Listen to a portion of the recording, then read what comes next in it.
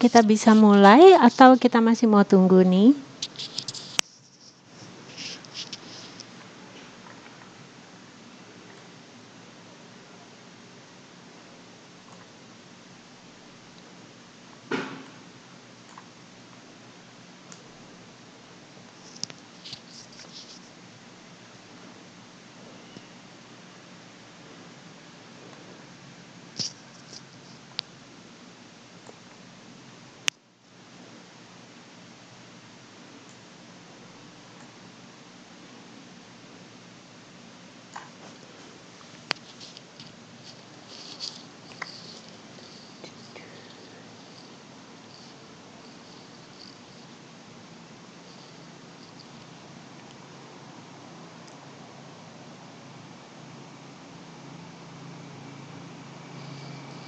Oke, kita mulai aja ya.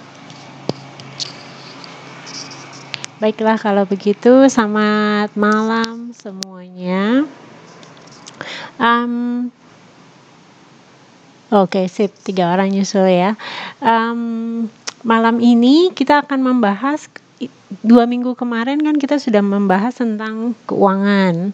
Nah, ini 2 minggu ke depan kita akan membahas tentang manajemen operasi. Dan kemudian tanggal 10 April kita kan akan ada pengganti untuk kuliah tatap muka. Nah, sebagai kuliah pengganti, jadi biasanya kan saya yang ngomong nih kalau pas lagi online. Nah, karena kita nggak ada tatap muka, jadi gantian Anda semua nanti yang presentasi. Jadi nanti saya akan berikan soal yang perlu dikerjakan di PPT.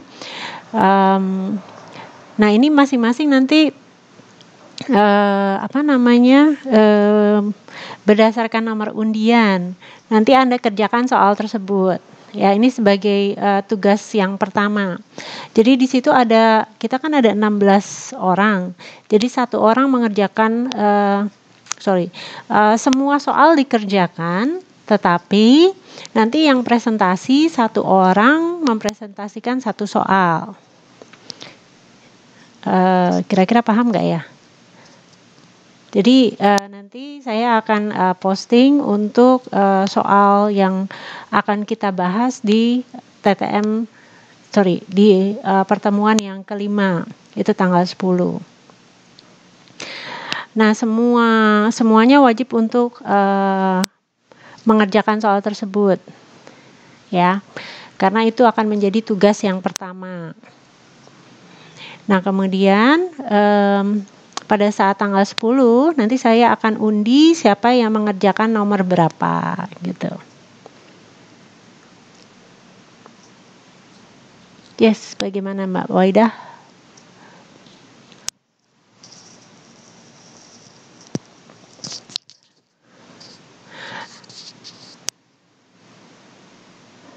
Nah, yang tugas kemarin yang saya minta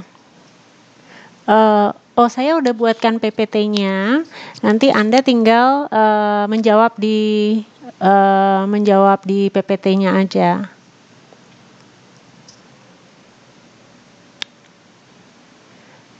Iya, betul Mbak Sri. Jadi semuanya dikerjakan, tetapi nanti yang dipresentasikan cuman satu nomor aja. Oke, sip. Nah, nanti sebelum kita mulai, saya akan jadi 1 jam sebelum kita mulai saya akan bagikan siapa mempresentasikan nomor berapa gitu ya. Betul, 1 orang dapat 1 untuk presentasi.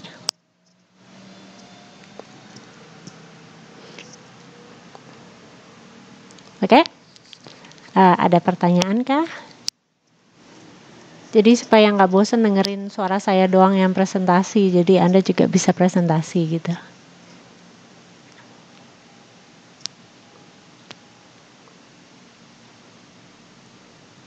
Gimana Mbak Sri? Enggak, soalnya enggak sulit kok. Ini semuanya berhubungan dengan modul 1, 2, 3, 4 yang pasti. Jadi ada 4 modul kan yang kita sudah bahas. Jadi yang minggu lalu 2, hari ini satu, minggu depan satu modul lagi yang tentang operation. Semua soalnya ada hubungannya sama modul, jadi nggak susah. Oke, jadi pasti Anda bisa menjawab karena ini gampang harusnya, tapi memang harus dikerjakan. Oke, nah kita mulai untuk materi hari ini.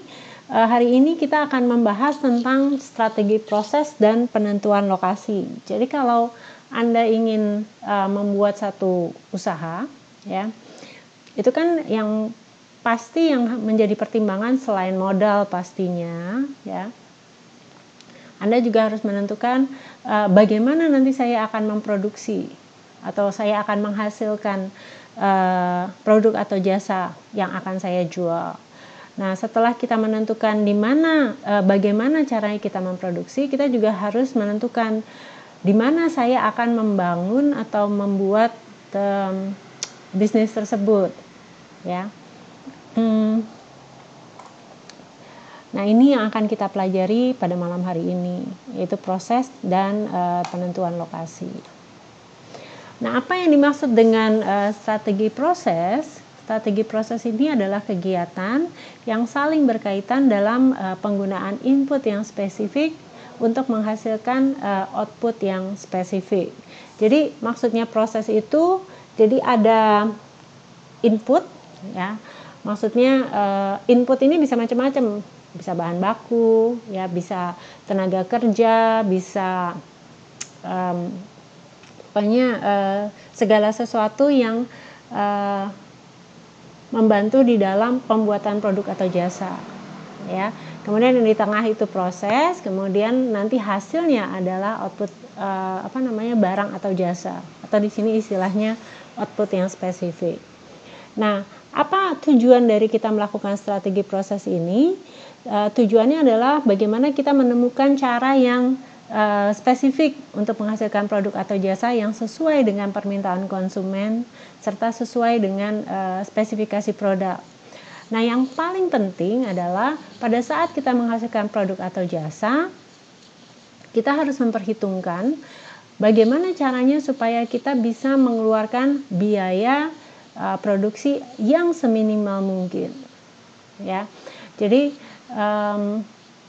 kan kalau prinsip ekonomi itu adalah bagaimana mendapatkan keuntungan yang sebesar-besarnya dengan dengan usaha yang minimal, gitu ya, atau dengan usaha yang secukupnya. Jadi tapi kita bisa mendapatkan keuntungan yang besar.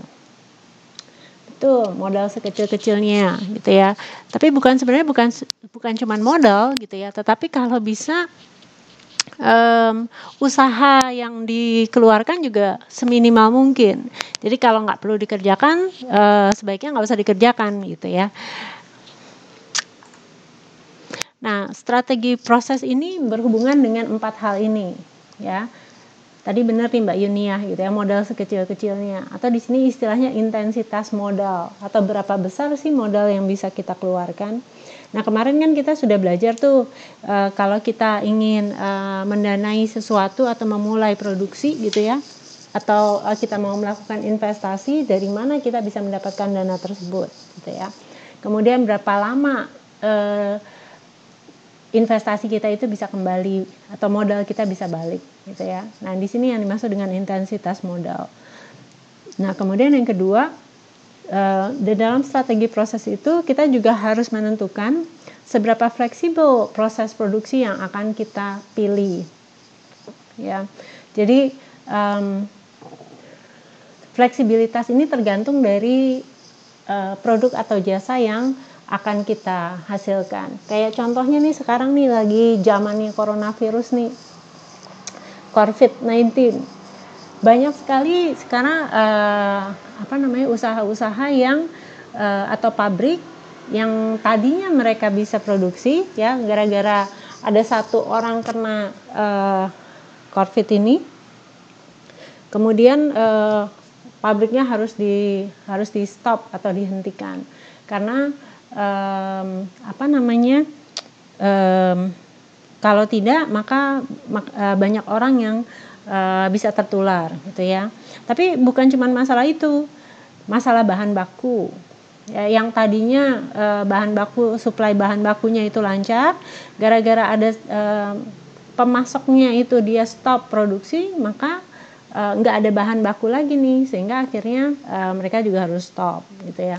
Nah, yang sekarang ini banyak perusahaan-perusahaan itu lakukan adalah akhirnya mereka kalau mereka punya fleksibilitas proses, mereka bisa mengganti apa yang akan mereka produksi gitu ya. Contohnya nih kayak pabrik garment saat ini. Apa namanya garment tuh? Pakaian ya.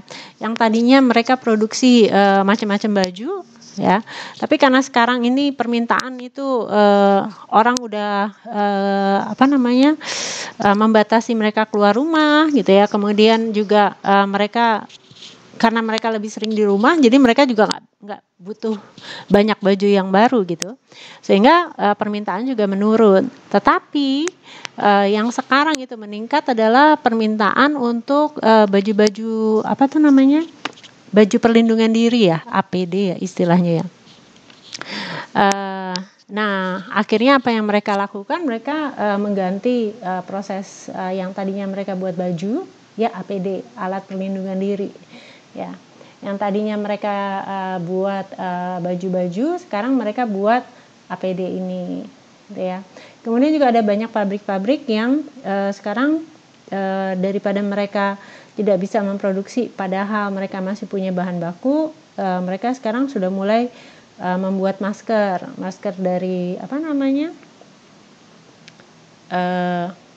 dari kain. Ya betul nih Mas Cinta. Jadi sekarang banyak pabrik di Indonesia yang terutama pabrik mobil, kan mereka kan bisa mampu untuk membuat alat. Nah sekarang mereka diminta untuk membuat ventilator untuk para pasien corona ya. Nah ini bisa dilakukan kalau memang proses yang mereka pilih adalah proses yang sifatnya fleksibel gitu ya, atau yang bisa dialihkan. Nah, kemudian strategi proses yang lain yang bisa dilakukan adalah melakukan integrasi vertikal, ya. Jadi kalau integrasi vertikal itu melakukan kerjasama. Jadi kalau kalau vertikal itu kan dari samping ke samping atau atas ke bawah. Ayo kalau vertikal.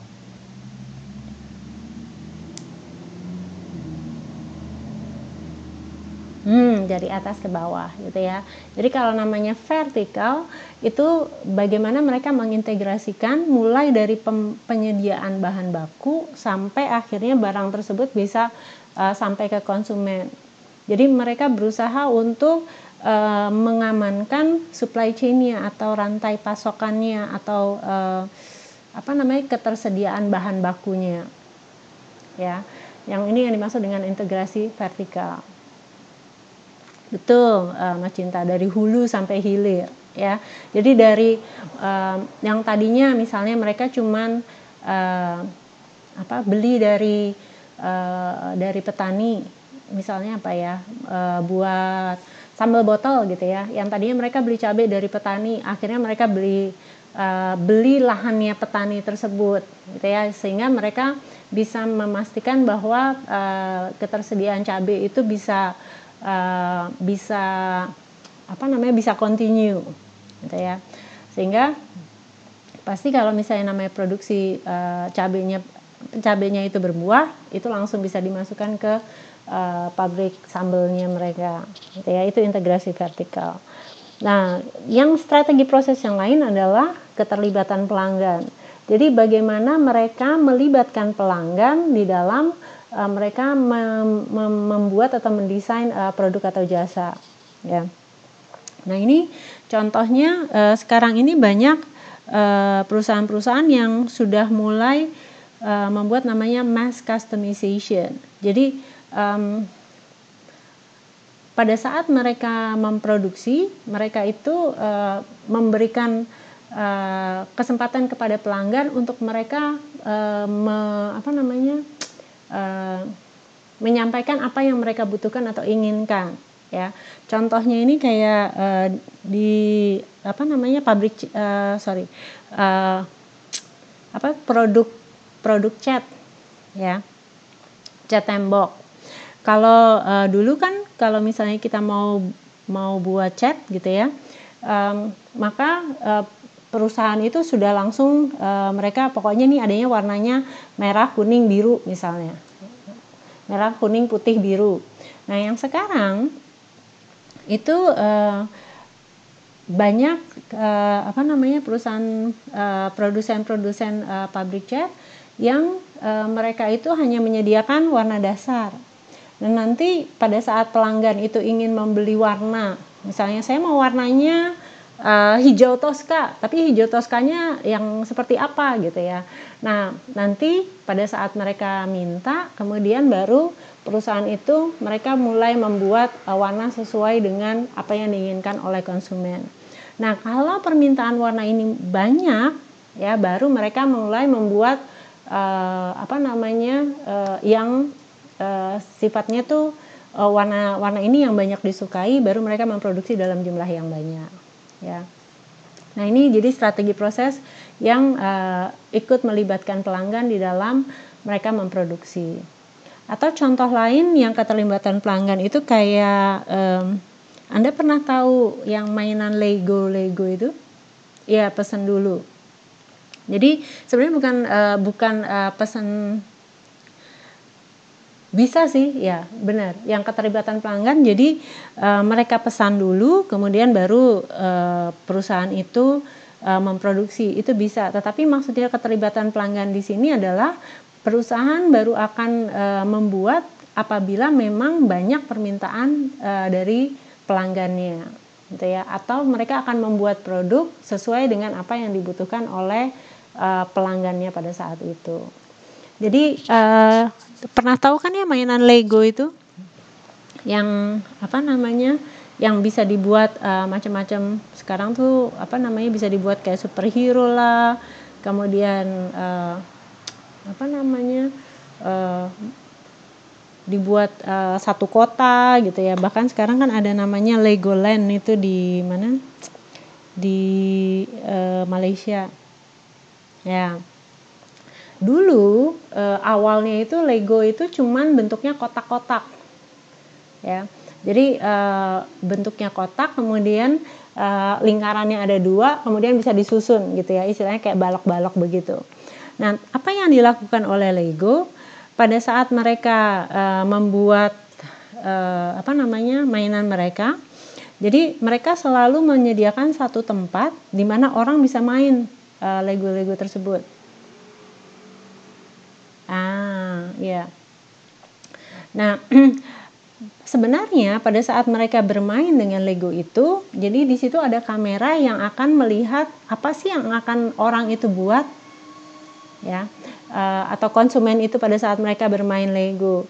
Nah, sehingga sekarang kalau kita lihat bentuk dari Lego itu sekarang udah macam-macam.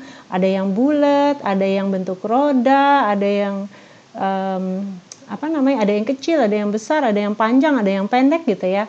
Nah, kenapa mereka mulai membuat seperti itu? Karena mereka melihat apa sih yang dicari oleh pelanggan, ya, apa yang pelanggan butuhkan. Nah, ini yang dimaksud dengan mereka membuat produk atau jasa dengan melibatkan pelanggan untuk mereka bisa memproduksi apa yang dibutuhkan oleh pelanggan. Ya. Nah, sedangkan kalau di dalam manajemen operasi sendiri, sebenarnya strategi prosesnya itu ada 3, ya.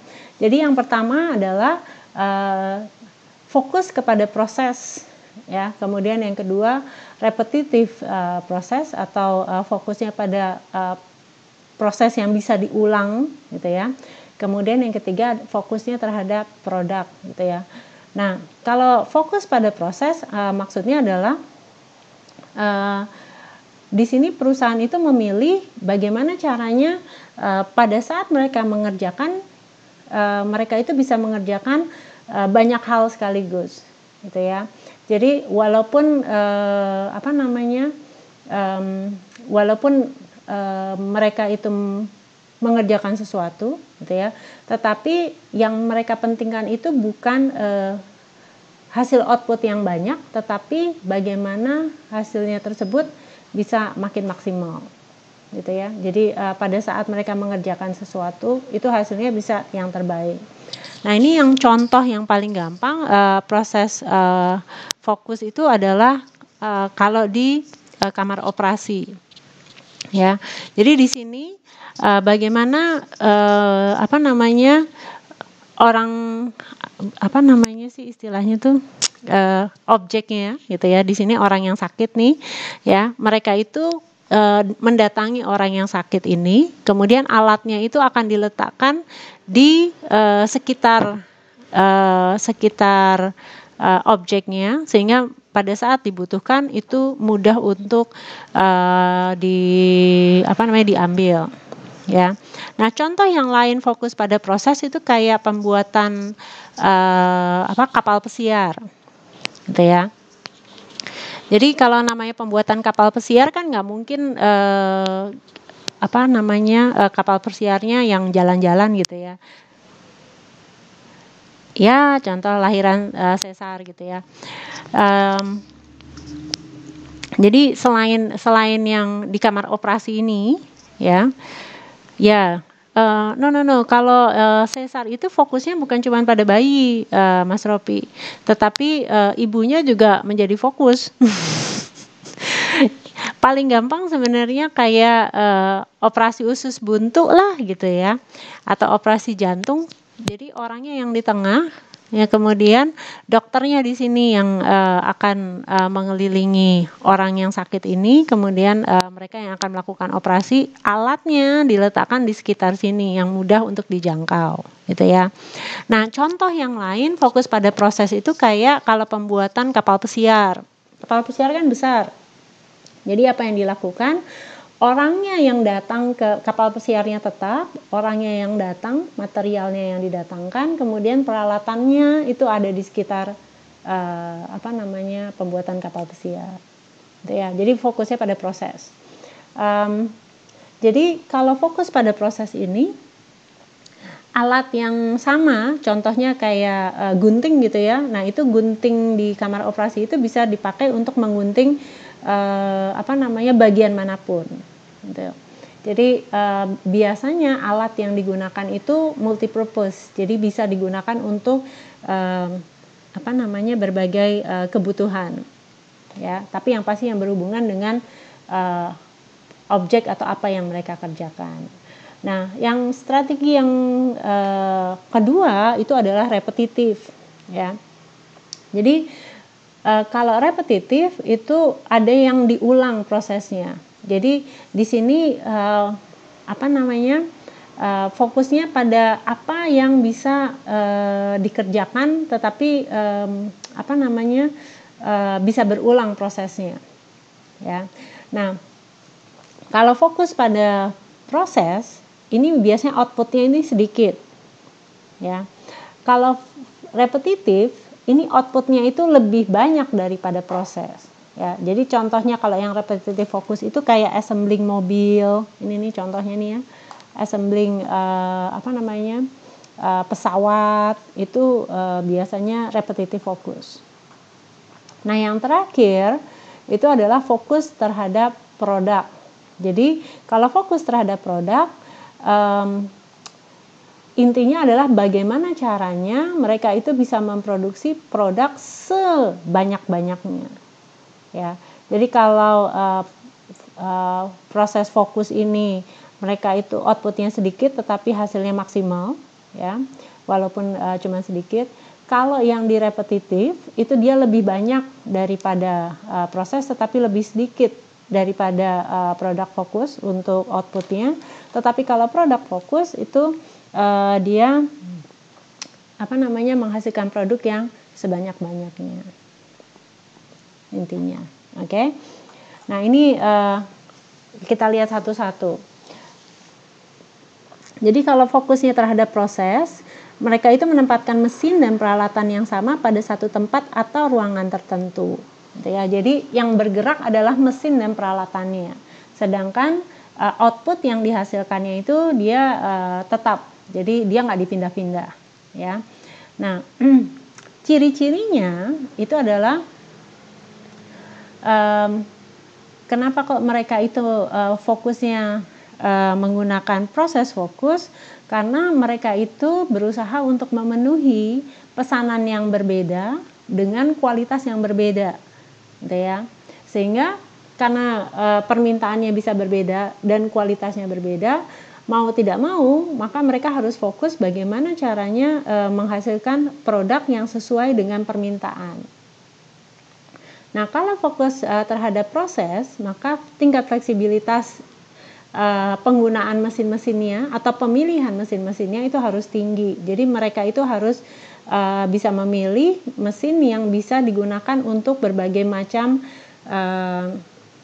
paling tidak gitu ya, bukan cuma untuk satu istilahnya apa ya, untuk bisa mengerjakan satu hal, tapi mesin yang sama atau alat yang sama itu bisa mengerjakan berbagai macam fungsi ya. Nah, yes, multifungsi. Thank you Mas Cinta. Nah, di sini kalau perusahaan itu fokus terhadap proses, maka pasti variable cost-nya sangat tinggi. Kenapa? Karena nggak bisa diperkirakan alat apa yang akan digunakan, ya, sehingga pasti variable cost-nya tinggi. Nah, ini contohnya, misalnya produksi alat berat, kemudian membuat kapal pesiar atau di kamar operasi. Ini contohnya fokus proses. Oke, dari sini dulu ada yang mau ditanyakan?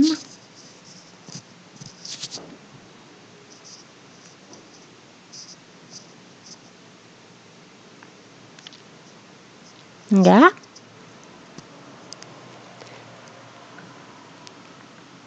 Yes, Mbak Sri.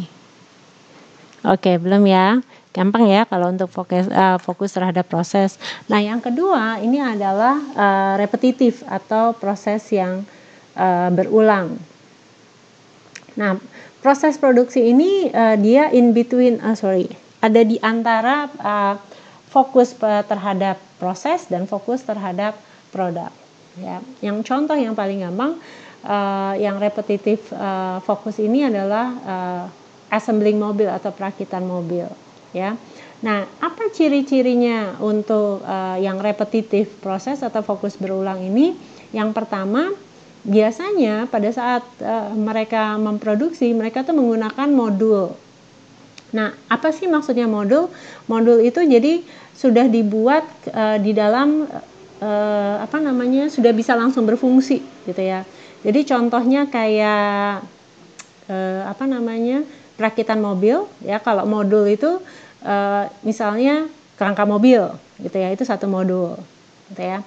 Kemudian ban gitu ya. Bannya itu nggak mungkin bannya masih kempes gitu ya.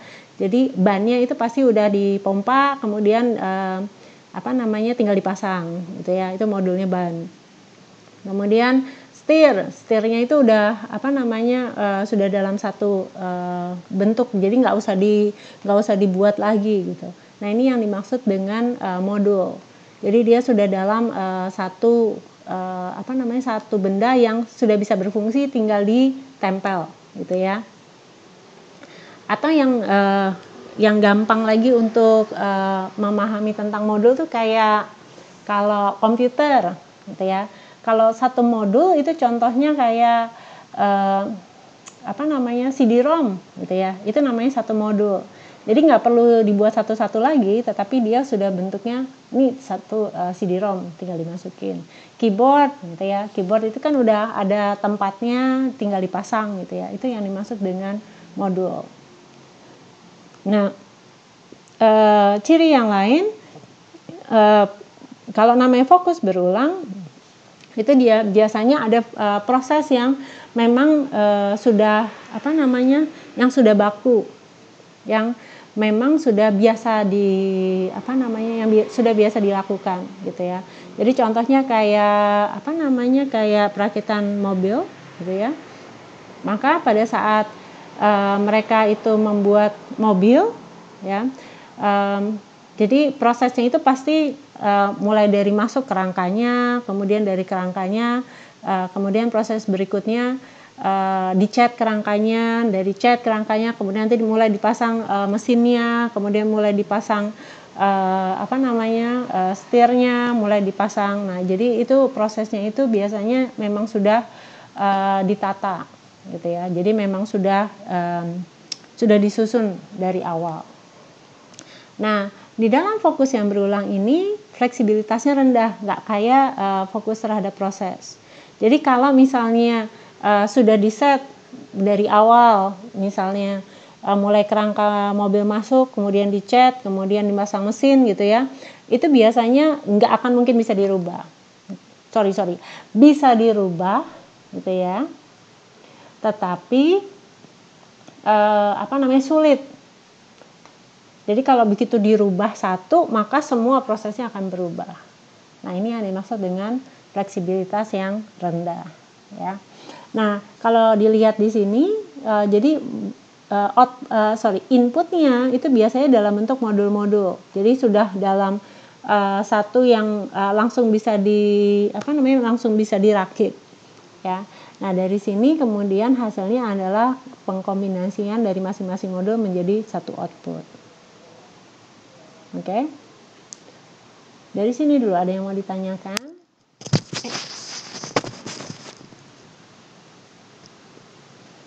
Yes, Mbak Waidah, Mbak Yunia.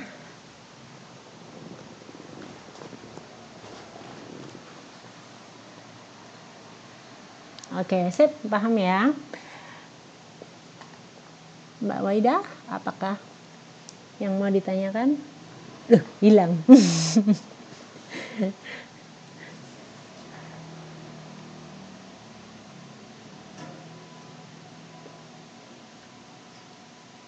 Oke, nggak jadi ya. Oke, kemudian yang ketiga, fokus terhadap produk, ya. Jadi kalau namanya fokus terhadap produk, yang paling penting adalah bagaimana caranya menghasilkan output sebanyak-banyaknya, ya. Sehingga di sini yang diutamakan adalah bagaimana menghasilkan volume output yang maksimal atau yang tinggi, ya. Nah, supaya outputnya bisa maksimal, maka pasti harus semakin sedikit variasi prosesnya atau proses produksinya itu harus semakin harus semakin fix gitu ya, sehingga dia nggak berubah. Nah, pada saat dia nggak berubah, maka itu kecepatan tingkat produksinya bisa semakin cepat, ya.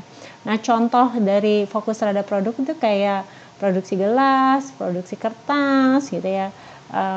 Rata-rata yang menghasilkan produk yang dalam jumlah yang banyak itu pasti fokusnya terhadap produk.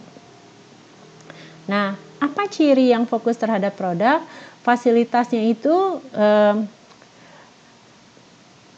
jadi yang bergerak itu adalah barangnya atau objeknya, ya.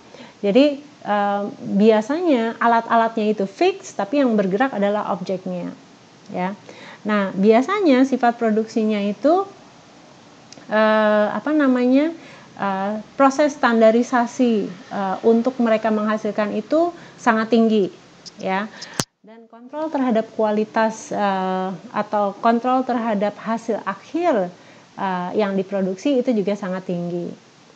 Nah, di dalam fokus terhadap produk ini biasanya pada saat mereka sudah menyusun proses produksi gitu ya, maka mereka akan berusaha supaya proses produksinya itu tidak berhenti gitu ya. Kalau bisa 24 jam terus mereka itu bisa bergerak. Kenapa? Karena kalau namanya fokus terhadap produk, mereka itu menggunakan alat-alat atau mesin yang untuk memanaskan atau membuat supaya mesin itu bisa bekerja biasanya membutuhkan waktu yang lebih panjang, gitu ya. Ini maksudnya sifat produksi panjang. Jadi karena pada saat mesin itu berhenti, untuk mereka itu bisa menghasilkan atau bisa bekerja pada kecepatan yang maksimal, itu biasanya dia membutuhkan waktu. Nah, pada saat membutuhkan waktu ini, maka ada kesempatan untuk mereka memproduksi itu akan hilang. Sehingga kalau namanya fokus terhadap produk, biasanya mereka itu akan berusaha supaya pabrik itu tidak pernah berhenti. Nah, ini yang dilakukan oleh Cina, ya. Kenapa kok Cina itu mereka bisa memproduksi barang-barang dengan jumlah yang sangat banyak dan harga yang sangat murah? Karena mereka fokusnya terhadap produk ini. Jadi mereka itu berusaha untuk mesin itu terus bekerja. Karena semakin kalau beda sama manusia gitu ya, kalau disuruh kerja terus gitu ya, lama-lama rusak gitu. Badannya sakit lah gitu ya. Tapi kalau namanya mesin, semakin dia digunakan ya, itu biasanya mereka akan semakin bagus. Tingkat efisiensinya akan makin tinggi. Sehingga kalau namanya digunakan terus, kalau mesin gitu ya, itu akan kualitasnya akan semakin bagus biasanya. Nah, ini strategi proses. Oke. Dari sini dulu ada yang mau ditanyakan? Jadi kalau di sini nih ya, inputnya sedikit, kalau bisa nih ya, tapi mereka bisa menghasilkan kuantiti yang sangat banyak. Jadi di sini biasanya mereka sangat mengutamakan efisiensi penggunaan bahan baku dan efisiensi penggunaan proses. Oke, dari sini ada yang mau ditanyakan?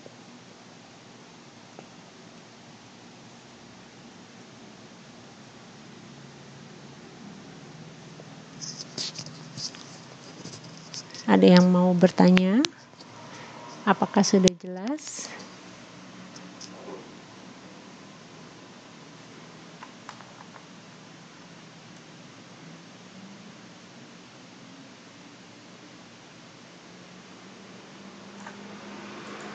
Apakah masih hidup?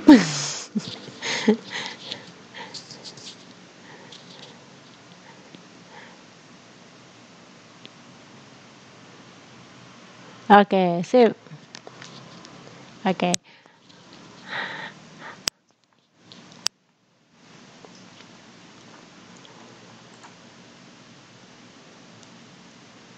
Nah, ini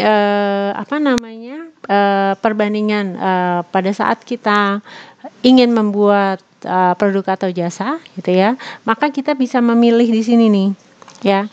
Mana yang akan kita pilih pada saat kita ingin melakukan proses produksi? Apakah fokusnya terhadap proses, apakah repetitif proses, atau fokusnya terhadap produk, ya.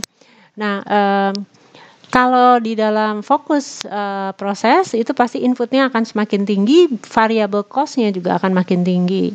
Nah, kalau di fokusnya terhadap produk, ya biasanya di sini variasinya rendah, ya.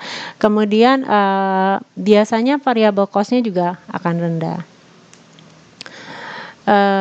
Kemudian ini contohnya. Ya, jadi kalau fokus terhadap proses, ini contohnya kayak bengkel alat mesin gitu ya, kemudian restoran, konsultan hukum, tadi rumah sakit, kemudian kapal pesiar gitu ya. Nah, ini di sini fokusnya terhadap proses. Kemudian kalau fokusnya berulang itu yang biasanya pabrik assembling, TV, motor, mobil gitu ya, restoran atau fast food, ini fokusnya terhadap repetitif atau yang berulang. Kalau fokus terhadap produk, ini contohnya kayak pabrik baja, pabrik roti, pabrik kertas, pabrik minuman gitu ya. Nah, ini contohnya. Oke, dari sini dulu ada yang mau ditanyakan? Kalau enggak, kita masuk ke contoh kasus, gitu ya. Jadi ini contohnya ada 3 macam software, ya. Nah, kemudian masing-masing software ini, jadi software A, B, C itu memiliki fixed cost dan variable cost yang berbeda, ya. Jadi kalau software A itu dia fixed cost-nya itu 200.000, tapi variable cost-nya tinggi, dia 60.000. Kalau software B, fixed cost-nya itu 300.000, variable cost-nya lebih rendah, 25.000. Sedangkan software C, fixed cost-nya 400.000, variable cost-nya 10.000. Nah, software mana yang sebaiknya dipilih oleh PT ABC? Apakah software A, software B, software C? Ya. Nah, kalau kita lihat nih, dari fixed cost software A, fixed cost-nya kan rendah gitu ya, tapi variable cost-nya sangat tinggi. Kalau software B, fixed cost-nya dia lebih tinggi, tetapi variable cost-nya lebih rendah. Software C, fixed cost-nya itu paling tinggi di antara 3 software, tetapi variable cost-nya paling rendah. Nah, kalau kita dihadapkan pada 3 pilihan ini, maka yang menjadi pertimbangan kita apa? Pada saat kita memilih software A atau software B atau software C. Apa yang kita harus pertimbangkan? Fixed cost kah? Atau variable cost kah? Atau yang lain?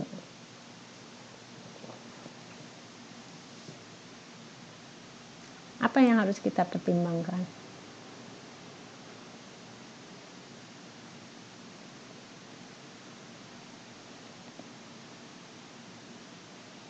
Oke, tergantung kebutuhan. Yang lain, fixed cost. Oke, yang lain. Maksudnya tergantung kebutuhan apa nih?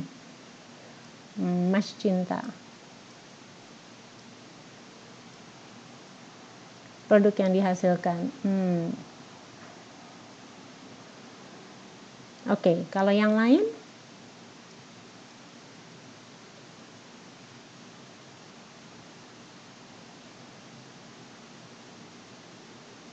Maksudnya produk yang dihasilkan, jenis produknya atau jumlah yang dihasilkan nih Mas Cinta? Quantity yang dihasilkan, sorry. Oke, good. Ya, quantity. Betul, ya. Jadi yang paling kita harus yang harus kita hitung adalah yang pertama yang harus menjadi pertimbangan adalah berapa banyak quantity yang akan dihasilkan. Benar banget Mas Cinta. Oke. Tapi yang kedua adalah bagaimana total cost-nya atau total biaya yang dikeluarkan sesuai dengan kuantitasnya. Kalau kita mencari cost, itu kita cari cost yang paling rendah atau yang paling tinggi total cost-nya. Kalau kita ingin memilih nih software A, B, C, total cost-nya yang rendah atau total cost-nya yang tinggi. Good. Ya. Harus diingat kalau namanya cost atau biaya itu harus yang paling rendah. Ya. Kalau bisa serendah mungkin. Tapi kalau namanya profit harus yang paling tinggi. Ya. Good. Nah, sehingga bagaimana caranya kita mengevaluasi?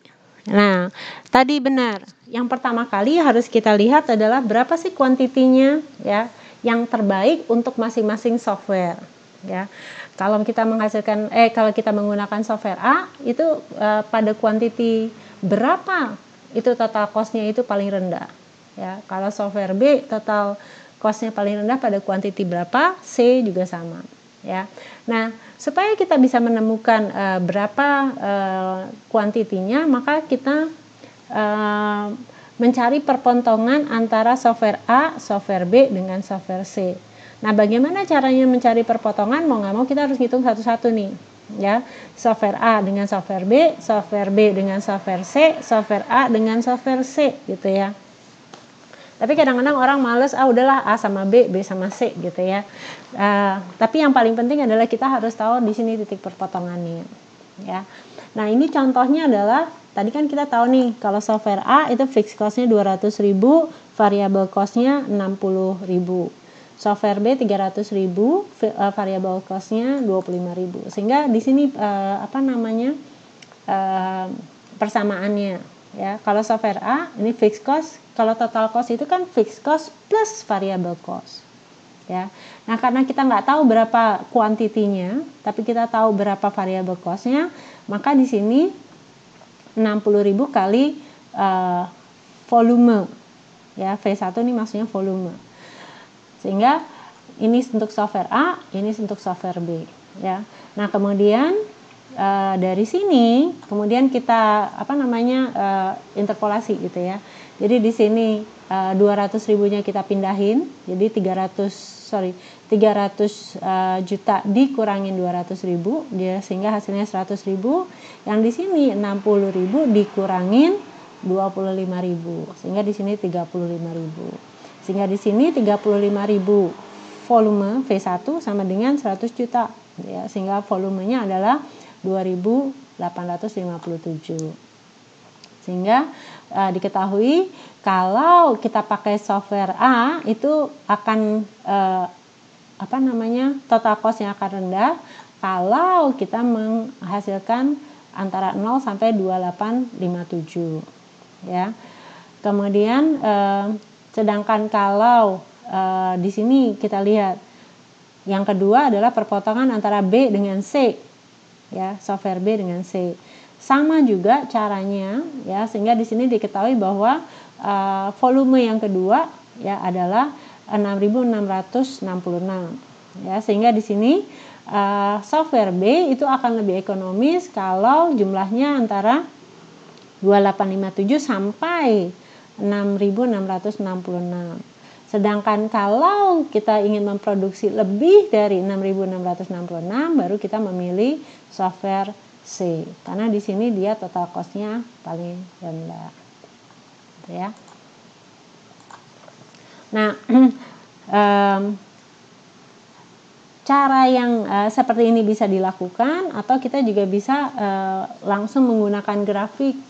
Jadi kalau kita menggambar grafik ya, kemudian di situ cari titik potongnya, itu juga bisa dilakukan ya. Jadi kita bisa menggambar di mana titiknya. Okay. Jadi selain kita bisa menghitung, tetapi kita juga bisa menggunakan grafik. Tapi nanti untuk penggunaan grafik nanti kita bisa lihat pada saat pemilihan lokasi ini masih digunakan juga ya. Tapi ini cara yang paling gampang dengan mencari titik perpotongan antara A dengan B, B dengan C ya. Nanti dari situ baru kita lihat berapa kuantiti yang dihasilkan. Jadi kalau perusahaan memutuskan, saya cuma ingin menghasilkan 2.000 laporan, maka software mana yang akan digunakan? Software A atau B atau C? Kalau kita ingin memproduksi atau output yang dihasilkan 2.000 laporan. Kalau 2.000 laporan berarti kita pakainya software A, software B atau software C.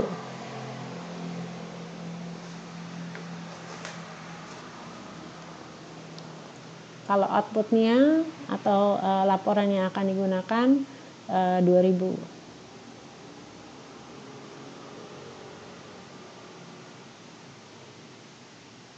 Betul, software A.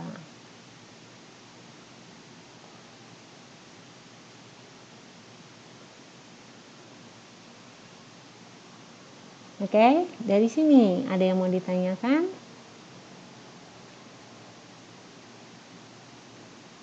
Yes, Mbak Yunia. Kalau perusahaan ingin menghasilkan 10.000, berarti yang digunakan software A atau software B atau software C?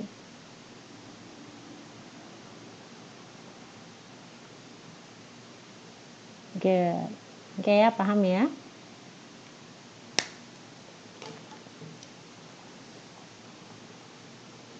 Oke.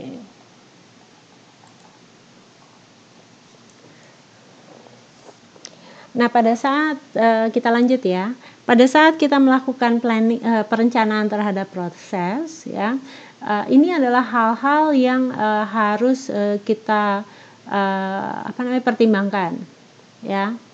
Jadi yang pertama, pada saat kita membuat perencanaan terhadap proses, kita harus memutuskan dulu apakah kita akan membuat ya atau memproduksi produk atau jasa itu sendiri, atau kita hanya menjadi kayak makelar atau penjual. Jadi kita membeli produk yang sudah jadi kemudian kita jual ya. Nah, keputusan untuk membuat dan membeli ini bisa dilihat dari 6 hal ya. Yang pertama adalah biaya. Kita harus menghitung apakah biayanya lebih murah kalau kita produksi sendiri atau lebih murah kalau kita beli. Ya. Kemudian yang kedua, kapasitas produksi. Ya, kemampuan perusahaan untuk menghasilkan produk atau jasa, apakah bisa memenuhi permintaan konsumen atau tidak.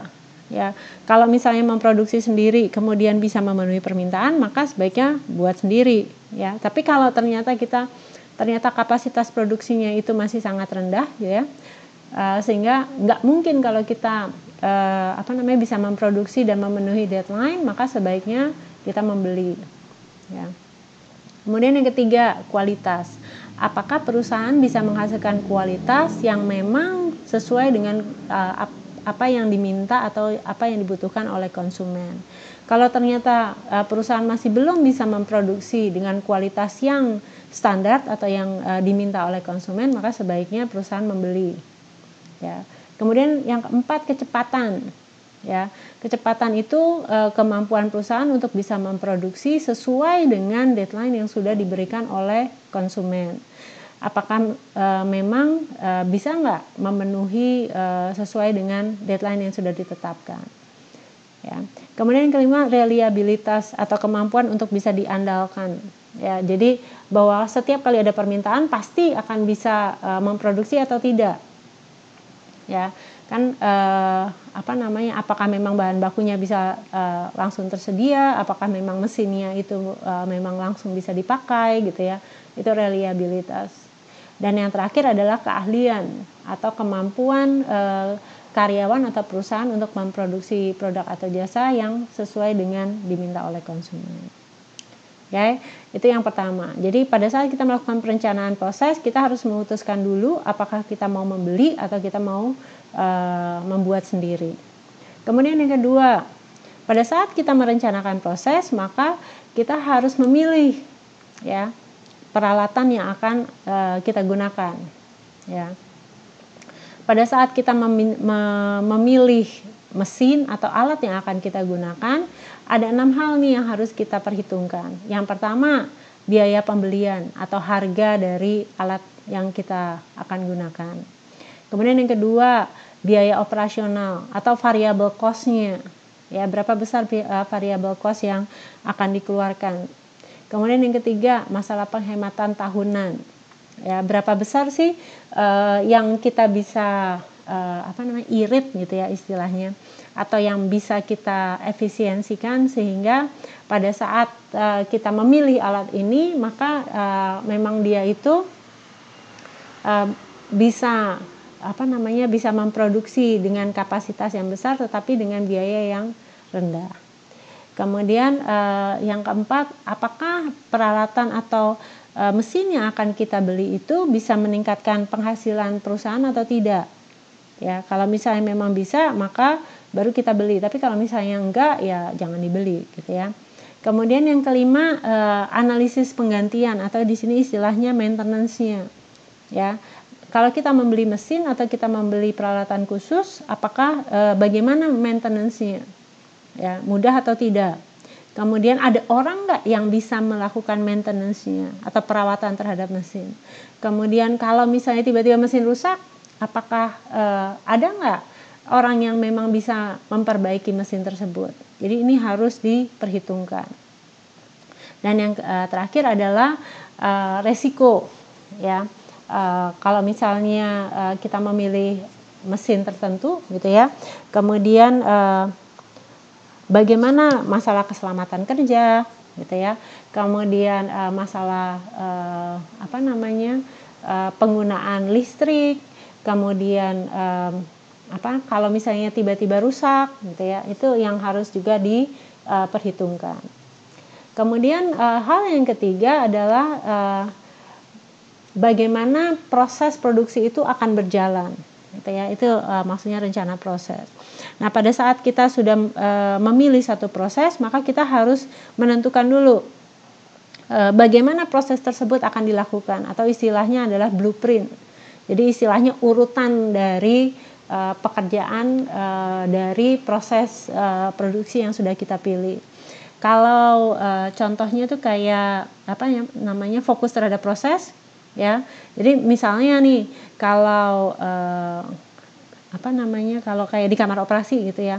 Kalau misalnya orang masuk ke kamar operasi, maka yang pertama harus dilakukan adalah orang tersebut harus dalam kondisi apa gitu ya. Misalnya nggak boleh makan, nggak boleh dia harus puasa, kemudian dia harus pakai baju tertentu, kemudian bagaimana caranya memindahkan dari ruangan ruang rawat ke kamar operasi, kemudian nanti di kamar operasi siapa yang akan menerima, kemudian nanti bagaimana proses pembiusannya. Nah, itu maksudnya blueprint. Ya, jadi proses produksinya.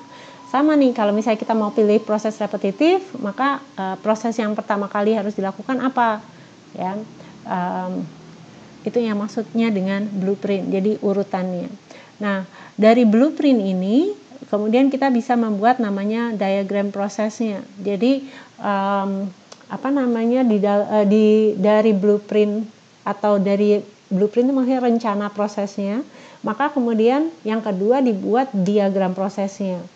Ya, jadi urutannya tapi dalam bentuk gambar atau dalam bentuk flowchart, sehingga orang atau setiap bagian itu tahu prosesnya itu seperti apa, proses produksinya. Kemudian yang ketiga, daftar kebutuhan barang. Ya, jadi maksudnya kalau kita sudah mempunyai blueprint dan proses diagramnya, maka yang ketiga adalah alat-alat yang akan digunakan itu apa saja.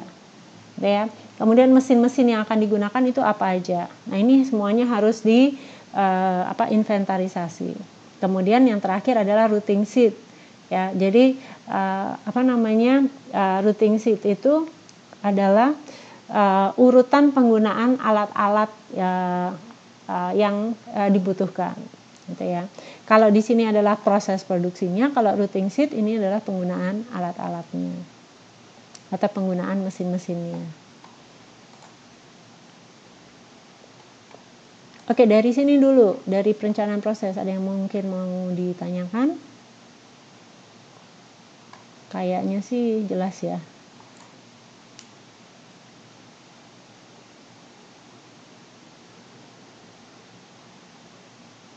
Oke.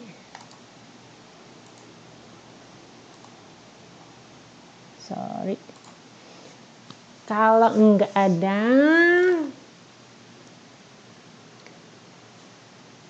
coba latihan ini ya. PT Maju Sakti dia sedang mempertimbangkan untuk membeli mesin fotokopi baru. Ada dua alternatif mesin A, mesin B. Mesin A memiliki biaya tetap 2 juta per bulan dan biaya variabel untuk toner sebesar 30 per lembar. Mesin B memiliki biaya tetap 1.500 per bulan dan biaya variabel untuk toner sebesar 35 per lembar. Ya. Nah, tentukan mesin fotokopi mana yang sebaiknya dipilih oleh PT Maju Sakti. Apabila diperkirakan penggunaan mesin adalah dia akan menggunakan mesin ini untuk memproduksi 125.000 lembar. Ayo coba dihitung. Mesin A dia 2 juta per bulan, variable cost-nya 30. Mesin B fixed cost-nya lebih rendah nih, 1.500.000, kemudian biaya variabelnya 35. Mana yang sebaiknya dipilih, mesin A atau mesin B?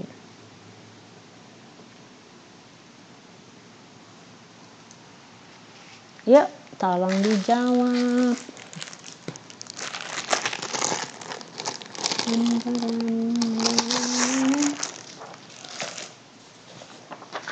Gimana caranya, yo?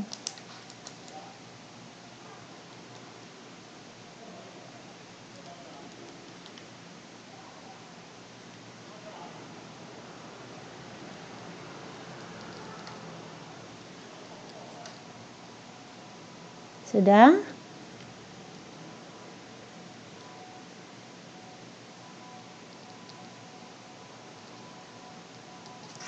Mesin mana yang sebaiknya dipilih? Mesin A, mesin fotokopi yang A, atau mesin fotokopi yang B? Caranya gimana?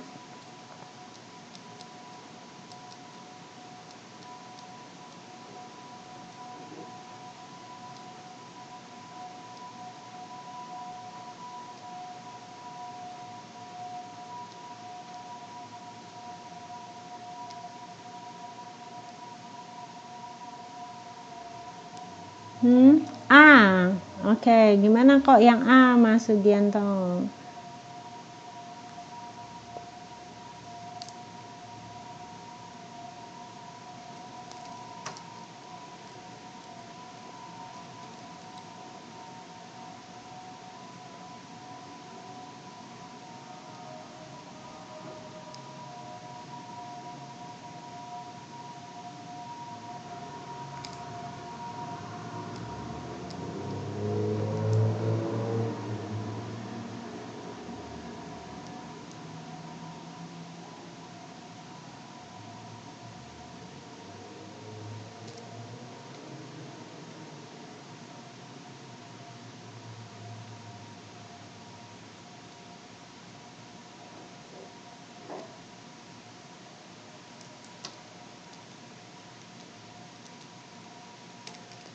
Total biayanya lebih rendah, lebih kecil dibandingkan dengan yang B. Ya, Mbak Yunia yang B.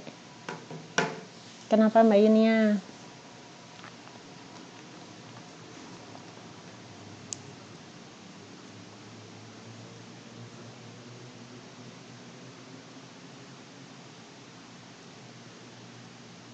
Mas Cinta mesin B.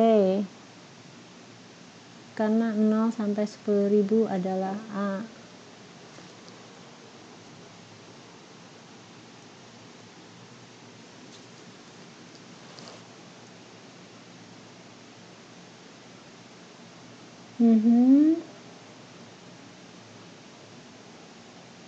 A 0 sampai 100.000.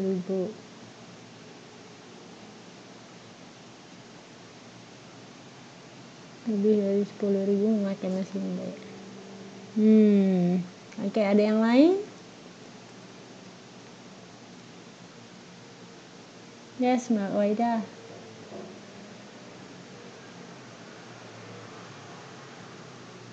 Kenapa Mbak Waida yang A?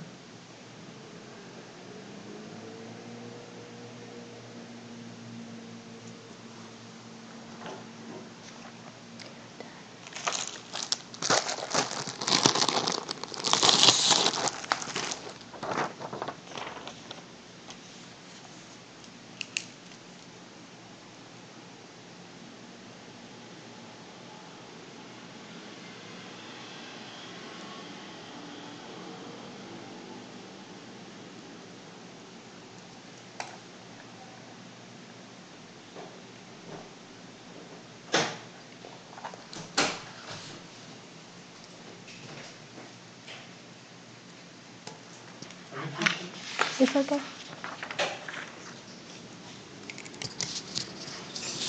Oke. Ya. Jadi pada saat kalau kita suruh memilih, di sini beda sama yang tadi.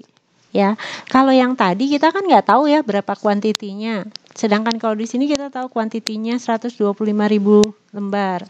Nah, rumus dari total cost itu adalah fixed cost ditambah variable cost, ya kan, dikali berapa kuantitinya.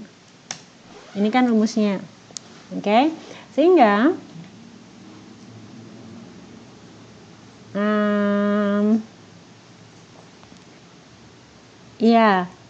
yang Mbak Endang bilang itu tadi, ya. Ini problemnya kita udah tahu nih kuantitinya, ya. Sehingga kalau kita udah tahu kuantitinya, berarti kan kita tinggal menghitung total cost-nya, ya kan. Kalau mesin A itu berarti kan fixed cost-nya adalah 2 juta, ya kan. Kemudian ditambah berapa? 30, ya kan, variabelnya dikali 125.000. Hasilnya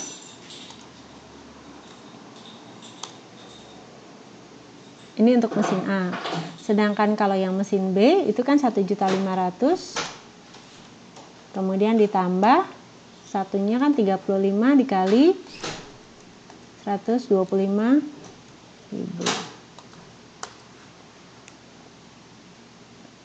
Oke. Sehingga kalau misalnya kita lihat nih total cost-nya yang mesin A, berarti total cost-nya berapa? Yang sudah menghitung? Yes, Mbak Nia.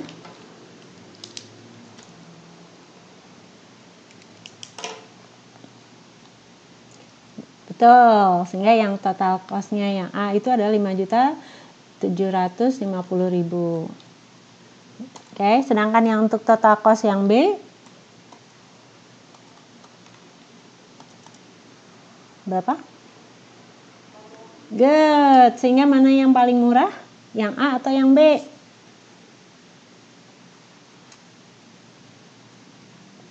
Ya, betul Mas Sugianto, 100. Oke. Jadi hati-hati nih pada saat kita mengerjakan soal, ya, harus dilihat yang ditanyakan apa, ya. Kalau kita masih belum tahu kuantitinya berapa, maka kita bisa pakai nih yang awal, yang tadi ini. Ya, karena di sini kita masih belum tahu berapa kuantiti yang akan kita produksi, sehingga kita harus cari kuantitinya. Caranya ya ini, ya, dengan dengan melihat perbandingan mesin A, mesin B, mesin C, sehingga di sini kita tahu masing-masing kuantitinya berapa yang maksimal, ya. Nah, sedangkan kalau di sini kita udah tahu nih kuantitinya yang akan kita produksi kan 125.000 lembar, sehingga tinggal kita kali aja. Oke, yeay.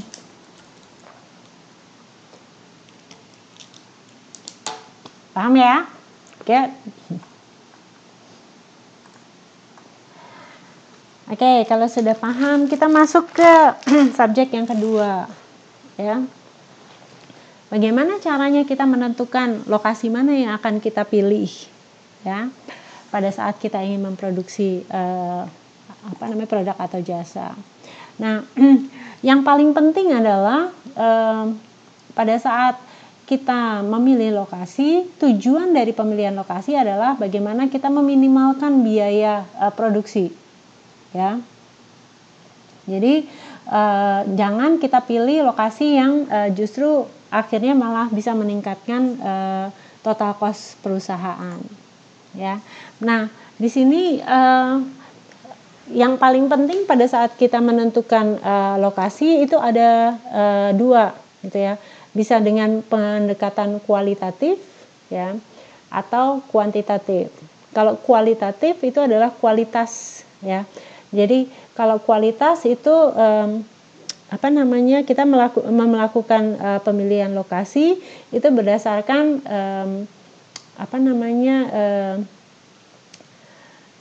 mungkin feng shui gitu ya, atau atas saran dari Mbah Marijan gitu, atau misalnya wah memang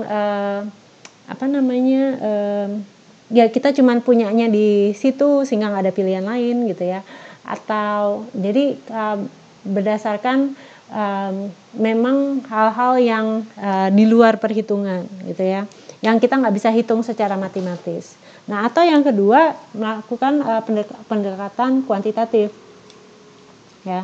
Jadi di sini kita melakukan pemilihan lokasi berdasarkan pendekatan matematis. Nah, yang akan kita pelajari bukan yang kualitatif gitu ya, karena di sini kita bukan ahli nujum gitu ya, di sini nggak ada yang ahli feng shui gitu, hong shui. Jadi yang kita gunakan di sini adalah yang kedua nih, bagaimana caranya kalau kita menentukan lokasi berdasarkan kuantitatif, ya. Nah, kapan kita perlu menentukan lokasi, ya? Yang pertama, kalau kita ingin membuat pabrik baru, maka di sini kita menentukan lokasi mana yang akan kita pilih. Kemudian yang kedua, kita akan melakukan penentuan lokasi apabila permintaan itu semakin meningkat, sedangkan proses produksinya atau kapasitas produksi yang bisa dihasilkan itu sudah maksimal, sehingga nggak bisa dikembangkan lagi di tempat yang lama. Mau nggak mau maka harus memilih tempat yang baru. Kemudian yang ketiga, perubahan produktivitas tenaga kerja, ya. Jadi misalnya lokasi yang lama itu ternyata kualitas udaranya nggak bagus gitu ya, atau ternyata di situ jauh dari lokasi tempat tinggal karyawan, atau tiba-tiba bahan bakunya nggak bisa dikirimkan ke lokasi tersebut, sehingga mau nggak mau maka harus menentukan lokasi yang baru. Kemudian yang keempat, masalah perubahan nilai tukar mata uang, ya, yang tadinya kalau lokasi tersebut itu menguntungkan, ya, ternyata tiba-tiba nilai kursnya berubah. Jadi kalau misalnya kita tetap di lokasi tersebut, maka biayanya menjadi semakin tinggi karena mungkin dibayarnya pakai dolar gitu ya, sehingga mau nggak mau harus mencari tempat yang baru yang lebih murah. Kemudian peningkatan biaya-biaya, ya. Nah, ini yang banyak dilakukan oleh banyak perusahaan yang tadinya mereka membuka pabrik itu kayak di Indonesia, di Malaysia, karena makin lama biaya produksinya makin tinggi, ya, biaya untuk bahan baku juga makin meningkat, terutama untuk biaya gaji pegawainya juga makin mahal, maka mereka mulai memindahkan lokasi tersebut ke kayak Vietnam, Kamboja gitu ya, yang biaya produksinya masih relatif lebih murah, ya. Kemudian juga kayak contohnya nih, sekarang itu banyak negara-negara yang mereka memberikan pajak yang murah untuk negara-negara dunia ketiga atau negara-negara yang masih statusnya negara berkembang gitu ya. Nah, Indonesia itu sebelumnya itu masuk ke dalam status negara berkembang. Tapi sekarang karena udah biaya produksinya makin tinggi gitu ya, sehingga biaya karyawannya juga sekarang juga makin tinggi, apalagi masalah buruh, ya, tiap tahun itu selalu harus ada kenaikan tingkat upah buruh, sehingga ini memberatkan untuk perusahaan di dalam mereka membayar biaya biaya gaji karyawan. Sehingga apa yang mereka lakukan, mereka akhirnya memindahkan proses produksinya ke negara-negara lain yang biayanya itu lebih murah, ya. Kemudian masalah perubahan kondisi lokal, ya. Jadi misalnya kayak terlalu sering ada demo gitu, kemudian terlalu banyak pungutan liar, atau banyak ketidakpastian biaya-biaya, atau misalnya orang semakin lama semakin rasis gitu ya, sehingga akhirnya keamanan dari karyawan itu tidak bisa terjamin, sehingga akhirnya mau nggak mau mereka harus memindahkan lokasi produksi ke lokasi yang baru. Atau juga perubahan struktur demografi, yang tadinya di situ jumlah angkatan kerjanya itu banyak, kemudian tiba-tiba kayak contohnya banyak orang yang akhirnya pindah ke lokasi yang lain gitu ya, atau pindah ke kota-kota besar, sehingga tadinya di situ gampang mendapatkan tenaga kerja, kemudian akhirnya menjadi sulit mendapatkan tenaga kerja, maka akhirnya mereka memindahkan ke lokasi yang baru. Nah, ini faktor-faktor kualitatif yang perlu dipertimbangkan pada saat kita memilih lokasi, ya. Yang pertama adalah masalah ekonomis, ya, masalah pasar, kedekatan terhadap pasar, ya. Kemudian juga tingkat inflasi di negara tersebut, gitu ya. Kemudian yang kedua yang bisa kita pertimbangkan untuk kita memilih lokasi secara global atau di luar negara penghasil tersebut gitu ya, itu juga bisa menjadi pertimbangan apabila kita memiliki komunikasi internasional yang baik, ya. Kayak sekarang ini dengan adanya kemajuan teknologi telekomunikasi, sehingga namanya orang bekerja itu nggak perlu di satu negara yang sama, tetapi bisa di negara yang berbeda untuk melakukan satu pekerjaan. Ya, contohnya nih sekarang kayak call center. Kalau dulu call center itu harus ada gedung, kemudian harus harus ada di negara tertentu. Sekarang karena adanya kemajuan teknologi, informasi, maka call center itu supaya bisa 24 jam, maka mereka itu membuat base untuk call centernya itu di negara yang berbeda. Sehingga untuk 24 jam itu mereka bisa bisa tetap bekerja tanpa harus istirahat, ya. Karena jadi misalnya kayak contohnya ini yang banyak dilakukan yang perusahaan Cina itu apa yang terkenal tuh Huawei. Nah, ya. Jadi Huawei itu mereka itu punya call center untuk service itu ada di hampir di semua negara. Jadi kalau misalnya kayak orangnya ini misalnya di Amerika gitu ya, dia teleponnya malam-malam ke call centernya Huawei, ya. Nah, pada saat mereka malam itu, maka yang menjawab bukan orang yang tinggalnya di Amerika, tapi justru orangnya yang misalnya tinggalnya di di perusahaan yang di Indonesia. Kalau di sana malam kan di Indonesia pagi, ya. Sehingga di sini orang mulai bekerja, ya. Di orang yang ada call center yang di Amerika mereka bisa tidur, gitu ya. Jadi itu terus mereka dilayani oleh orang-orang tapi sebenarnya dari negara yang berbeda. Tapi orang yang nelpon nggak tahu, gitu ya, karena di sini teknologi informasinya sudah sangat maju. Atau kayak contohnya masalah kendala bahasa, gitu ya,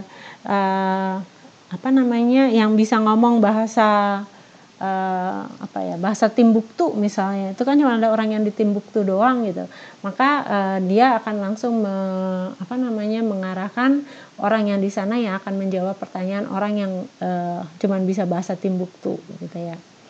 Nah, kemudian faktor-faktor lain yang bisa menjadi pertimbangan di dalam kita memilih lokasi itu adalah sekarang untuk kita mengirim barang itu semakin lama semakin mudah, ya. Kayak contohnya di Taiwan ini deh, kayak kita mau ngirim barang, kita misalnya kita nggak punya alamat yang tetap, kita bisa kirimkan langsung ke 7-Eleven atau ke Family Mart gitu ya, asalkan kita tahu kode lokasinya atau kode perusahaannya gitu, maka mereka akan langsung kirimkan ke lokasi tersebut, maka kita tinggal ngambil barangnya di sana, ya. Kemudian faktor pendukung yang lain adalah sekarang ini aliran dana itu bukan cuma berpusat di satu negara gitu ya, tetapi sekarang orang sudah mulai melakukan investasi atau penanaman modal di negara-negara yang berkembang. Kemudian faktor pendukung yang lain yang bisa kita pertimbangkan di dalam kita memilih lokasi adalah adanya perbedaan standarisasi gaji atau biaya tenaga kerja. Nah, caranya bagaimana kita melihat tenaga kerja, kita bisa menghitung produktivitas tenaga kerja, ya. Jadi jangan hanya berfokus terhadap di sini gaji pegawai murah, maka sebaiknya kita pilih di negara ini aja gitu ya. Tetapi yang harus dipertimbangkan itu bukan masalah berapa besar gajinya, ya, tetapi berapa besar produktivitas dari tenaga kerja tersebut. Karena harga yang murah tidak menjamin bahwa produktivitas tenaga kerja itu tinggi. Ya, kayak contohnya di Indonesia, buruh tuh tiap kali selalu minta, biaya gajinya naik gitu ya, tetapi produktivitasnya nggak pernah naik gitu. Itu yang akhirnya memberatkan perusahaan, sehingga akhirnya mereka memutuskan untuk memindahkan usahanya ke negara lain, karena negara lain walaupun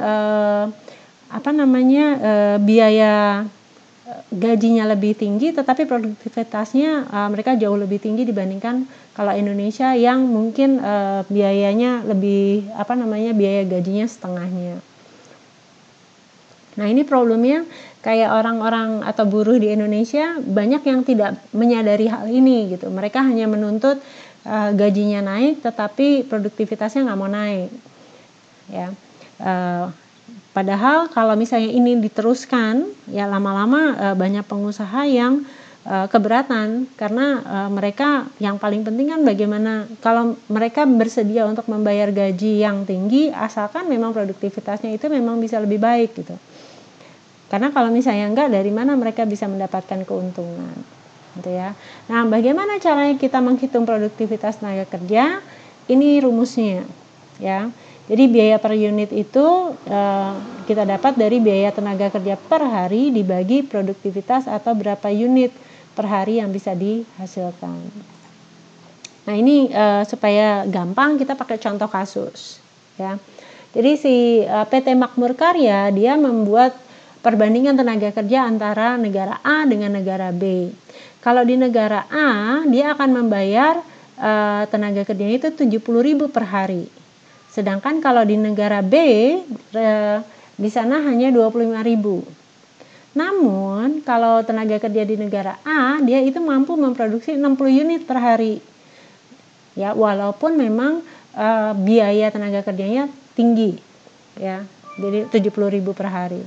Nah, sedangkan kalau di negara B itu walaupun dia biaya tenaga kerjanya murah, tetapi dia hanya mampu memproduksi 20 unit per hari. Nah, maka mana yang sebaiknya dipilih, di negara A atau di negara B?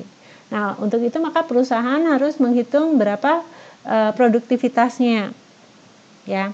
Nah, di sini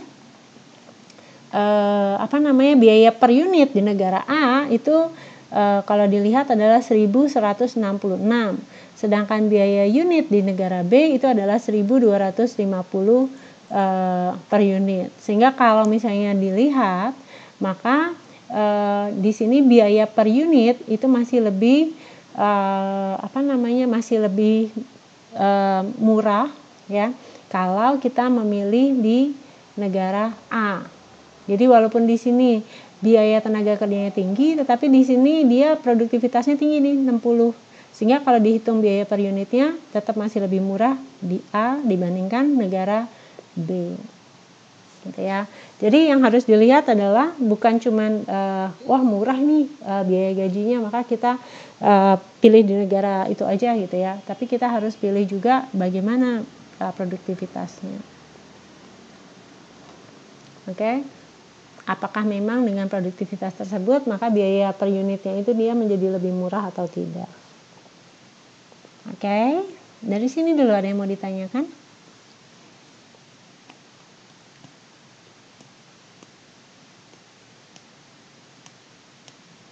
Nggak ada. Kalau nggak ada, nah ini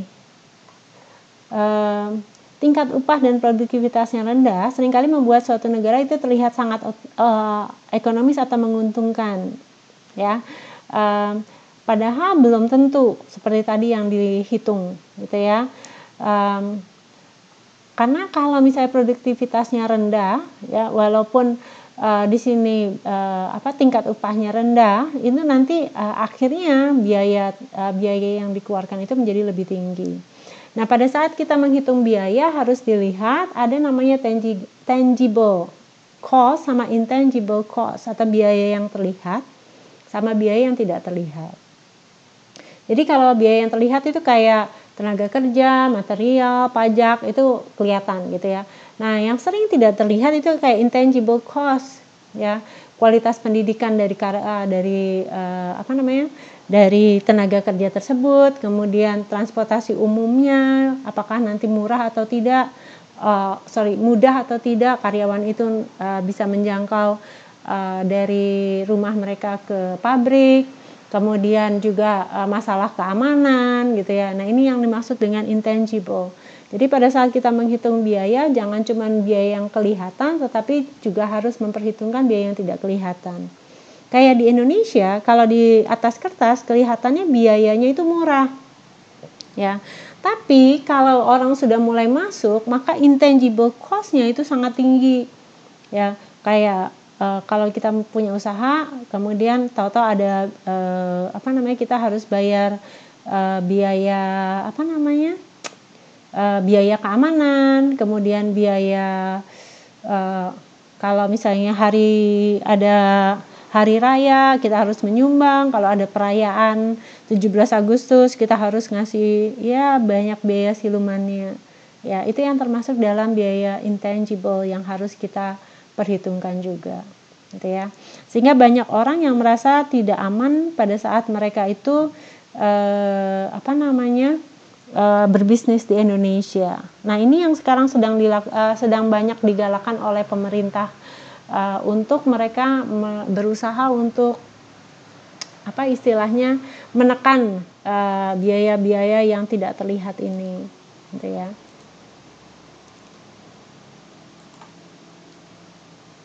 Nah, selain itu juga harus dilihat dari perilakunya.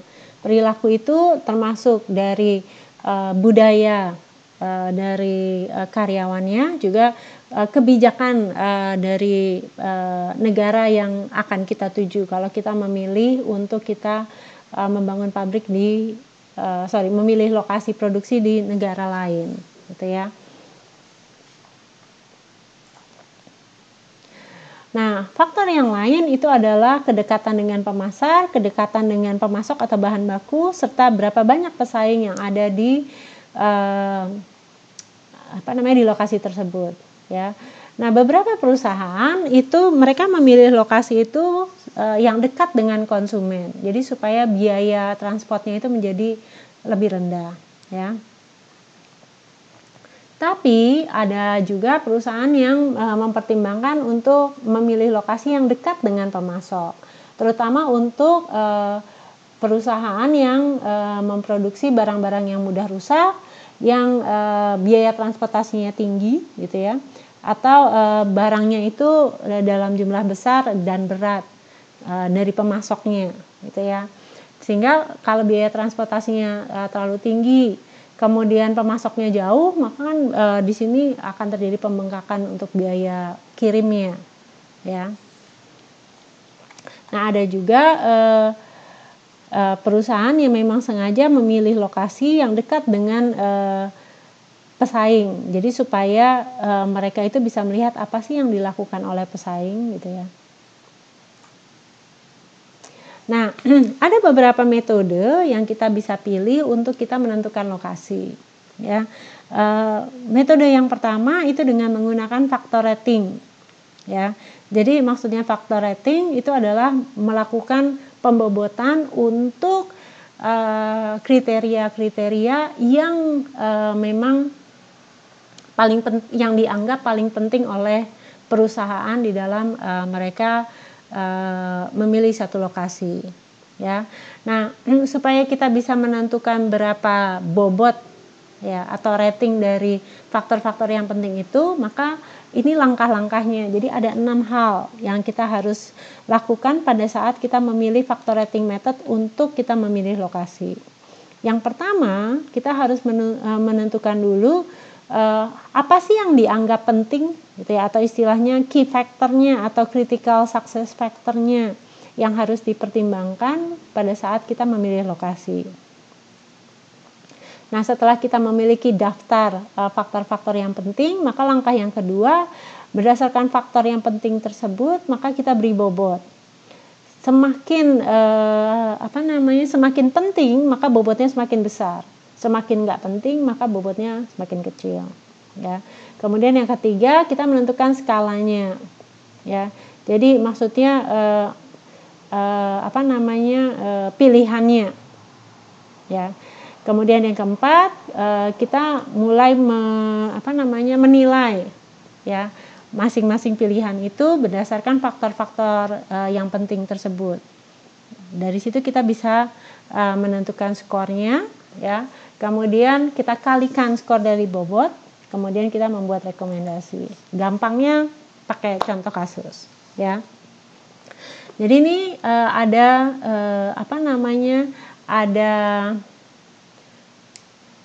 dua alternatif lokasi. Yang pertama di Tangerang, yang kedua di Surabaya, ya. Nah, ini adalah hal-hal yang dianggap penting pada saat memilih satu lokasi, ya. Kayak yang pertama ketersediaan dan sikap tenaga kerja, yang kedua sumber bahan baku, yang ketiga pendapatan per kapita, ya, atau kemampuan tingkat ekonomi di daerah tersebut. Kemudian struktur pajak, ya. Kemudian faktor pendidikan dan kesehatan dari tenaga kerjanya. Nah, dari sini ada 1, 2, 3, 4, 5. Dari 5 hal ini kemudian dibuat bobotnya di sini. Ya. Yang paling penting maka kasih bobot yang lebih besar. Ya. Jadi di sini kalau dilihat yang paling penting yang pertama pajak, gitu ya. Kemudian yang kedua adalah tenaga kerja. Kemudian yang ketiga pendidikan. Yang keempat pendapatan faktor ekonomi, yang terakhir adalah sumber bahan baku, ya. Nah, kemudian kita pilih nih lokasinya Tangerang sama Surabaya. Nah, kemudian kita belikan skor. Kalau berdasarkan ketersediaan dan sikap tenaga kerja, Tangerang itu 70, Surabaya 60. Sumber bahan baku Tangerang 50, Surabaya 60. Pendapatan per kapita Surabaya lebih baik daripada Surabaya. Struktur pajak Tangerang lebih baik daripada Surabaya. Pendidikan Surabaya lebih baik daripada Tangerang. Oke. Nah, setelah kita kasih skor, kemudian langkah yang selanjutnya adalah mengalihkan dari skor ini dikali bobot. Ya, contohnya kayak di Tangerang nih skor kali bobot, Surabaya juga sama skor kali bobot. Kemudian setelah itu kita jumlahkan, ditotalkan, ya. Skor kali bobot untuk masing-masing kriteria ini. Maka kalau misalnya dilihat skornya Tangerang adalah 70,4, kalau Surabaya adalah 68. Nah, kalau Anda harus memilih, sebaiknya lokasi mana yang Anda pilih, Tangerang ataukah Surabaya? Kalau dari skor atau bobot ini. Yes, Mas Sugianto. Tangerang, good. Mas Ropi? Tangerang, good. Jadi yang dipilih adalah yang skor atau bobotnya paling tinggi. Oke.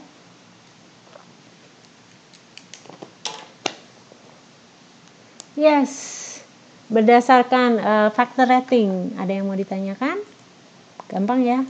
Yang paling susah ini sebenarnya adalah di sininya nih. Di critical success factor atau key factornya. Ya. Kita menentukan key factornya, apa yang memang penting untuk lokasi tersebut. Yang kedua adalah penetapan bobot. Ya. Nah, yang paling penting kalau kita namanya melakukan pembobotan, totalnya harus 100% atau 1 di sini. Ya. Jangan lebih dari 100% karena kalau lebih dari 100% nih kita nggak bisa ngelihat mana yang lebih penting. Ya. Jadi yang paling penting di sini nih, totalnya harus 1 atau 100%. Oke. Nah, langkah yang kedua yang kita bisa lakukan di dalam memilih lokasi adalah melakukan analisis BEP atau break even analysis. Gitu ya. Kalau namanya break even itu berarti total cost sama dengan fixed cost plus variable cost. Ya. Jadi di sini kalau namanya break even analysis itu adalah analisis biaya volume untuk menyusun perbandingan alternatif lokasi secara ekonomis. Nah, kalau melakukan BEP analisis ya atau break even analysis, maka ini langkah-langkahnya. Yang pertama, kita harus menghitung biaya tetap sama biaya variabelnya. Oke. Kemudian yang kedua, dari fixed cost dan variable cost ini kita masukkan ke dalam grafik. Kemudian yang ketiga, pilih lokasi yang paling murah. Ingat ya, paling murah. Nah, supaya gampang kita masukkan ke dalam kasus. Si PT Maju Bakti, dia memproduksi karburator mobil. Dia sedang mempertimbangkan untuk membuka pabrik baru di 3 daerah. Sidoarjo, Semarang, atau di Bekasi. Biaya per tahun per lokasi tersebut adalah 30 juta, 60 juta, dan 110 juta dengan biaya variabel per unit 75.000, 45.000, dan 25.000. Di sini diperkirakan harga jual karburator adalah 120.000 dan akan diproduksi sebanyak 2.000 per tahun. Oke. Nah, di sini karena di sini kita udah tahu berapa yang akan diproduksi dan berapa harga jualnya. Ya.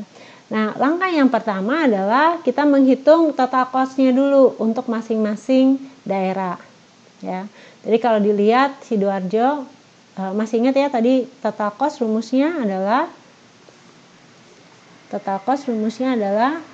fixed cost ditambah variable cost dikali dengan quantity atau jumlah yang akan diproduksi.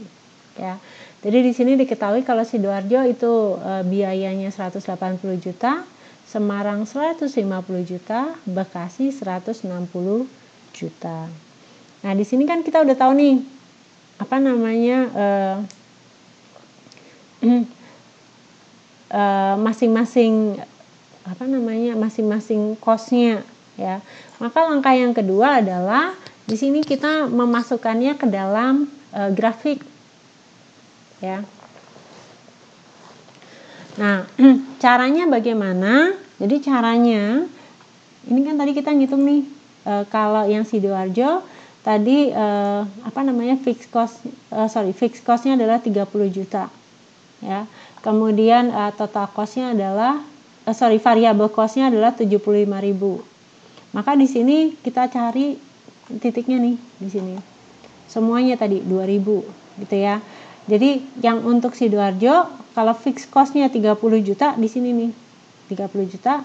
Kemudian kita tarik garis. Tadi kan kalau misalnya 2.000 di sini nih. Ya. Kalau misalnya 2.000 maka di situ fixed cost total cost-nya adalah 180 juta. Maka di sini kita cari yang garis yang vertikalnya adalah 30 juta ya. Kemudian kalau volumenya 2.000 maka di sini total biayanya adalah 180 juta. Maka di sini nih kita hitung dari sini 2.000 ya.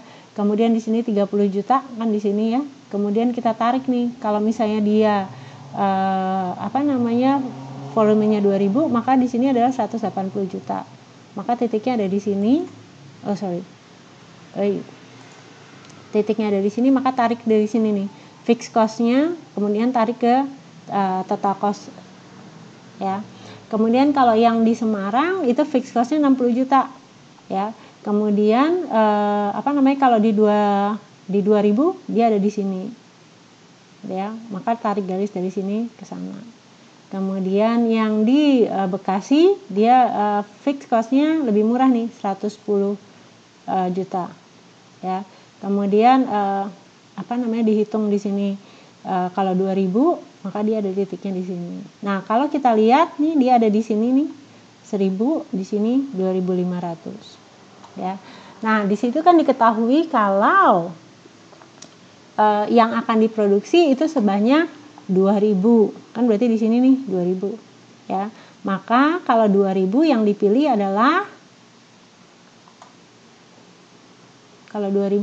adalah kota Semarang di sini. Oke. Jadi cari yang kurvanya yang di bawah. Nah, kalau perusahaan itu memproduksinya sebanyak 3.000, maka yang dipilih adalah kalau dia produksinya 3.000 bukan 2.000, tapi dia produksinya 3.000, maka yang dipilih adalah kota. Kalau 3.000, maka yang dipilih adalah kota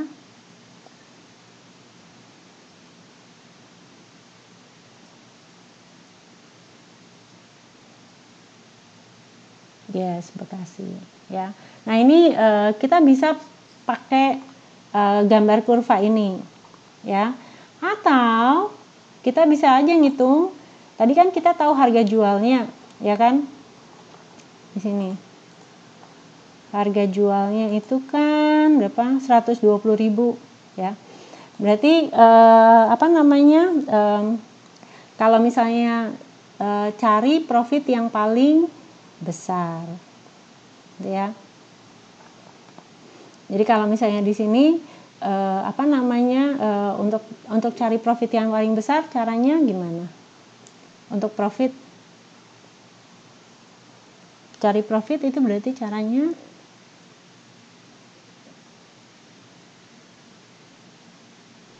untuk mencari profit.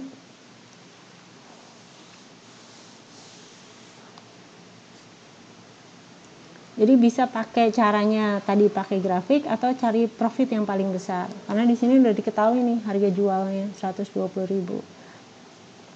Nah, rumus profit apa? Profit sama dengan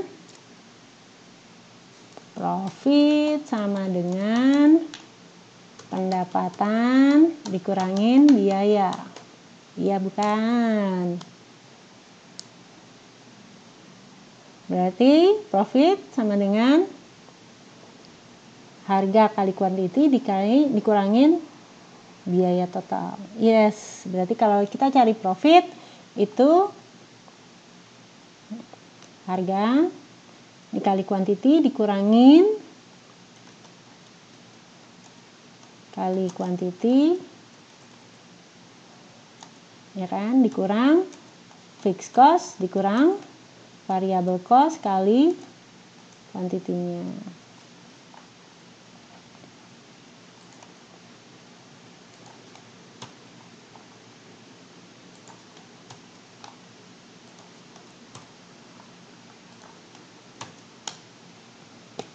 Nah, hitunglah dari sini. Oke. Bisa caranya dengan ini, ya. Atau cara yang paling I'm sorry.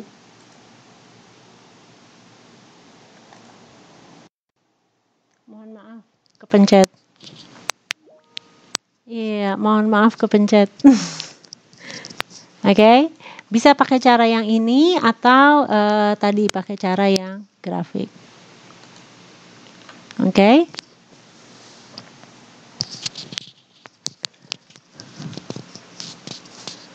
Oke, dari sini dulu ada yang mau ditanyakan?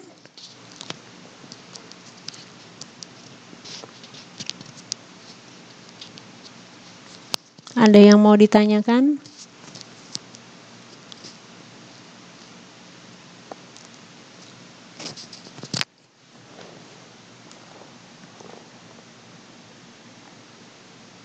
Yes, Mbak Puspita. Nggak ada ya? Gampang ya? Yes, Mbak Endang.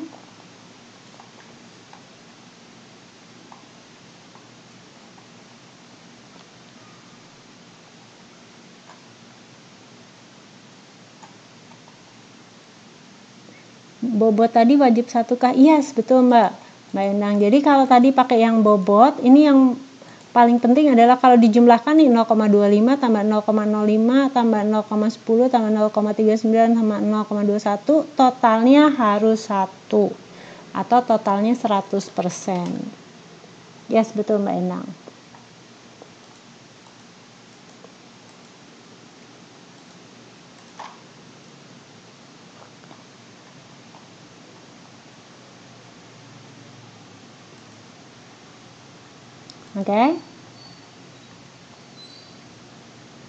Oke, kalau nggak ada kita yang ketiga itu pakai metode center of gravity ya, atau metode titik sentral atau titik pusat ya.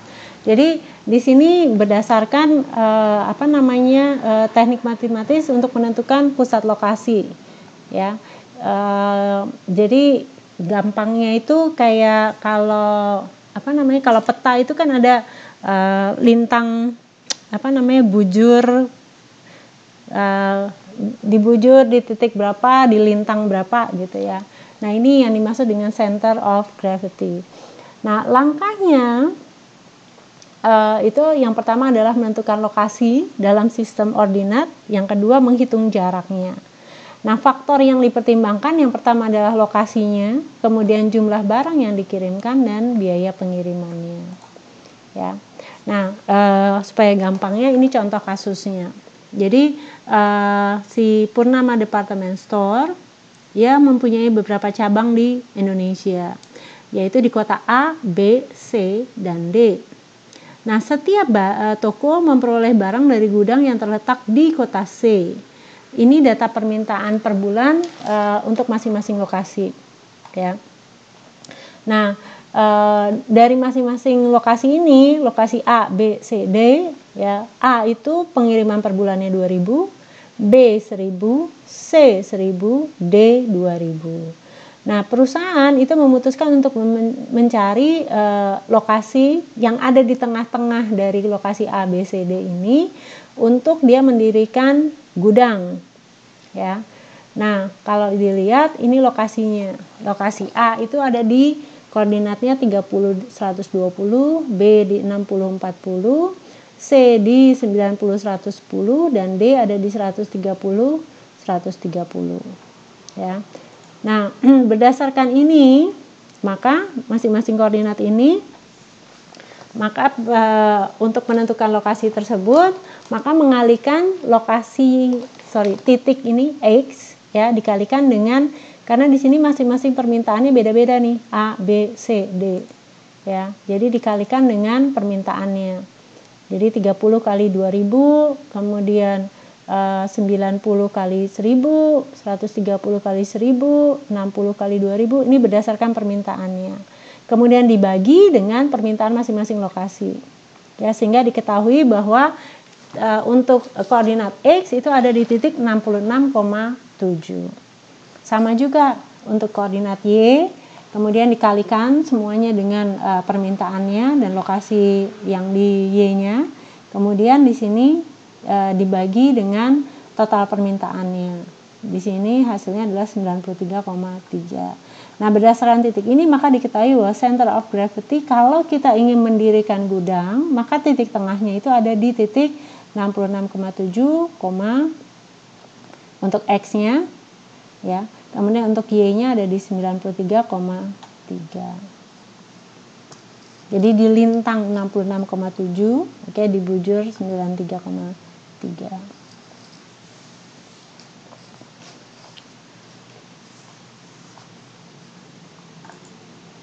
Yes. Habis untuk materi kita malam hari ini. Oke. Jadi ada 3 cara untuk kita menentukan lokasi. Apa aja tadi? Kalau kita ingin menentukan lokasi, kalau melakukan perhitungan matematis, yang pertama berdasarkan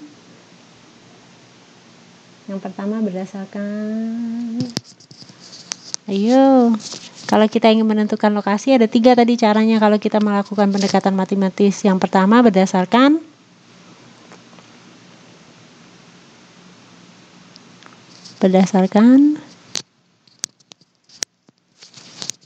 halo.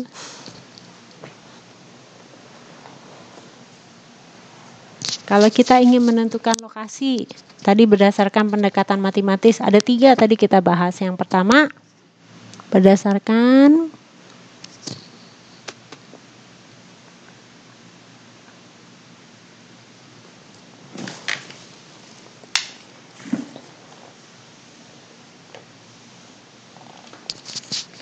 halo? Itu faktor rating. Yang kedua, berdasarkan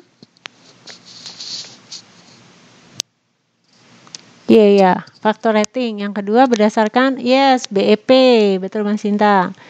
Atau break even point atau titik impasnya. Yang ketiga berdasarkan center of gravity, gitu ya, atau analisis titik pusat. Yes, location gravity. Good. Oke, dari 3 teknik ini ada yang mau ditanyakan?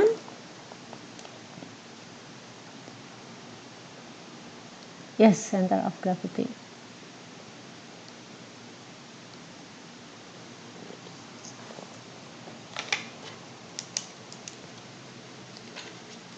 Yes, Mbak Puspita. Oh, nggak ada. Oke, kalau nggak ada, berarti minggu depan, ya, kita masih akan membahas tentang operation, tapi tentang inventory yang kita akan bahas, ya. Kemudian pertemuan ke-5 tanggal 10 itu yang pengganti tatap muka. nanti Anda tolong jawab semua pertanyaannya ya. Kemudian kita akan bahas pada saat pertemuan kelima, nanti Anda mulai presentasi. Oke. Nah, kemudian untuk PR-nya. Ya, yang menyerahkan PR ini nanti saya akan memberikan PR itu bukan pengganti tugas yang pertama ya. Jadi yang tugas yang pertama ini baru saya akan berikan hari ini. PR ini untuk menambah kalau nilai Anda tidak terlalu bagus gitu ya, maka saya akan memberikan poin yang lebih besar untuk yang sudah menyerahkan tugas hari ini. Tapi kalau yang belum menyerahkan tugas ya, yes betul, bonus Mas Sinta ya. Jadi kalau yang tidak menyerahkan berarti tidak dapat bonus, mohon maaf. Tapi kalau yang sudah menyerahkan maka Anda akan mendapatkan bonus point ya, terutama untuk nilai partisipasi Anda, bonusnya akan lebih besar daripada yang tidak berpartisipasi. Oke? Lumayan tuh nilai partisipasi kan berapa, 20% ya? Apa 30%? Jadi nilai partisipasi Anda pasti akan lebih besar daripada yang tidak menyerahkan tugas. Tapi kalau nilai tugas itu wajib harus dikerjakan semuanya, wajib untuk menyerahkan tugas. Oke? Baiklah, ada yang mungkin masih mau ditanyakan? Kalau tidak ada, yes, pas jam 11 saya akan akhiri pertemuan kita pada malam hari ini. Saya berharap agar apa yang kita pelajari nanti bisa diterapkan ya, pada saat kita harus memilih lokasi ya, atau ini yang waktu itu saya pernah ngajarin ini di kampus waktu waktu saya masih ngajar ya, sebelum saya kuliah saya ngajar manajemen operasi. Nah kemudian ada satu mahasiswa saya datang ke saya, terus dia bilang, wah Bu terima kasih katanya, saya waktu kemarin itu saya bingung milih pacar mana yang saya tembak, karena saya suka ada 3 cewek, dia bilang. Kemudian dia pakai yang ini nih. Nah, dia pakai faktor rating ini. Jadi dia mencari apa sih kriteria yang menurut dia penting, ya. Kemudian dia masukkan kalau yang pertama itu yang penting apa gitu, sampai dia kasih itunya cara dia menghitungnya. Kemudian dia bobot dari semua kriterianya mana yang paling penting. Kemudian dia mulai menilai si A, si B, si C. Sampai akhirnya dia menentukan, akhirnya saya nembak Bu, yang ini yang saya tembak gitu. Terus saya tanya diterima enggak, dan dia bilang enggak.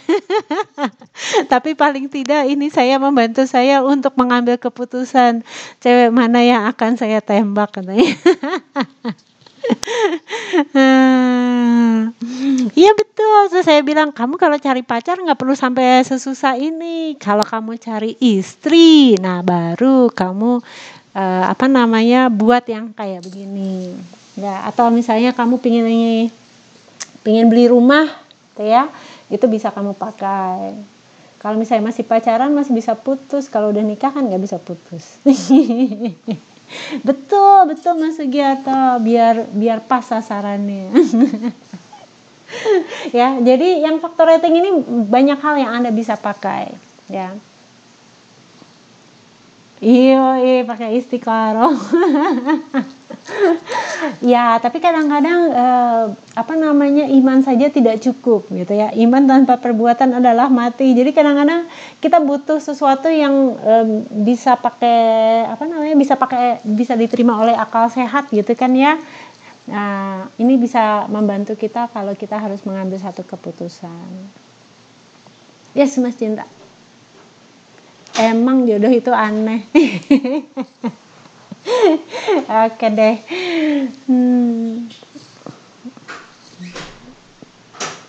Yes, buat bisnis juga bisa Mbak Sri. Apapun bisa. Jadi ini bisa diterapkan untuk banyak hal. Oke. Oke, baik. Kalau tidak ada yang mau ditanyakan lagi, berarti kita akhiri pertemuan kita pada malam hari ini. Terima kasih untuk partisipasi dari mbak-mbak dan mas-mas kalian. Semoga apa yang kita pelajari ini bisa diterapkan ya di dalam ya bisnis, dalam percintaan, dalam kehidupan keluarga gitu ya, atau di dalam membantu kita mengambil keputusan. Oke, selamat malam semuanya, selamat istirahat dan semoga semuanya sehat selalu ya. Ingat sering cuci tangan, jaga jarak, pakai masker kemana-mana. Oke, terima kasih, selamat malam.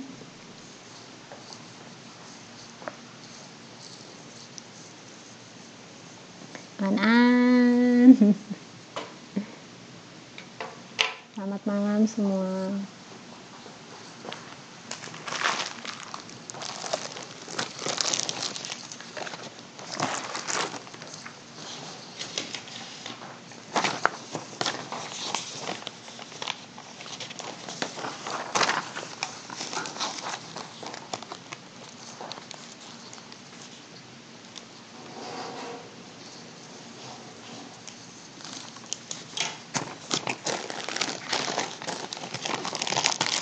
Iya, selamat malam Mas Sugianto, selamat malam Mbak Ida, selamat malam Mas Cinta, selamat malam Mbak Evi,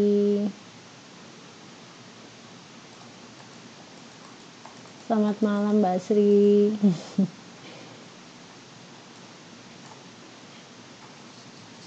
Yes, selamat malam Mas Sofi.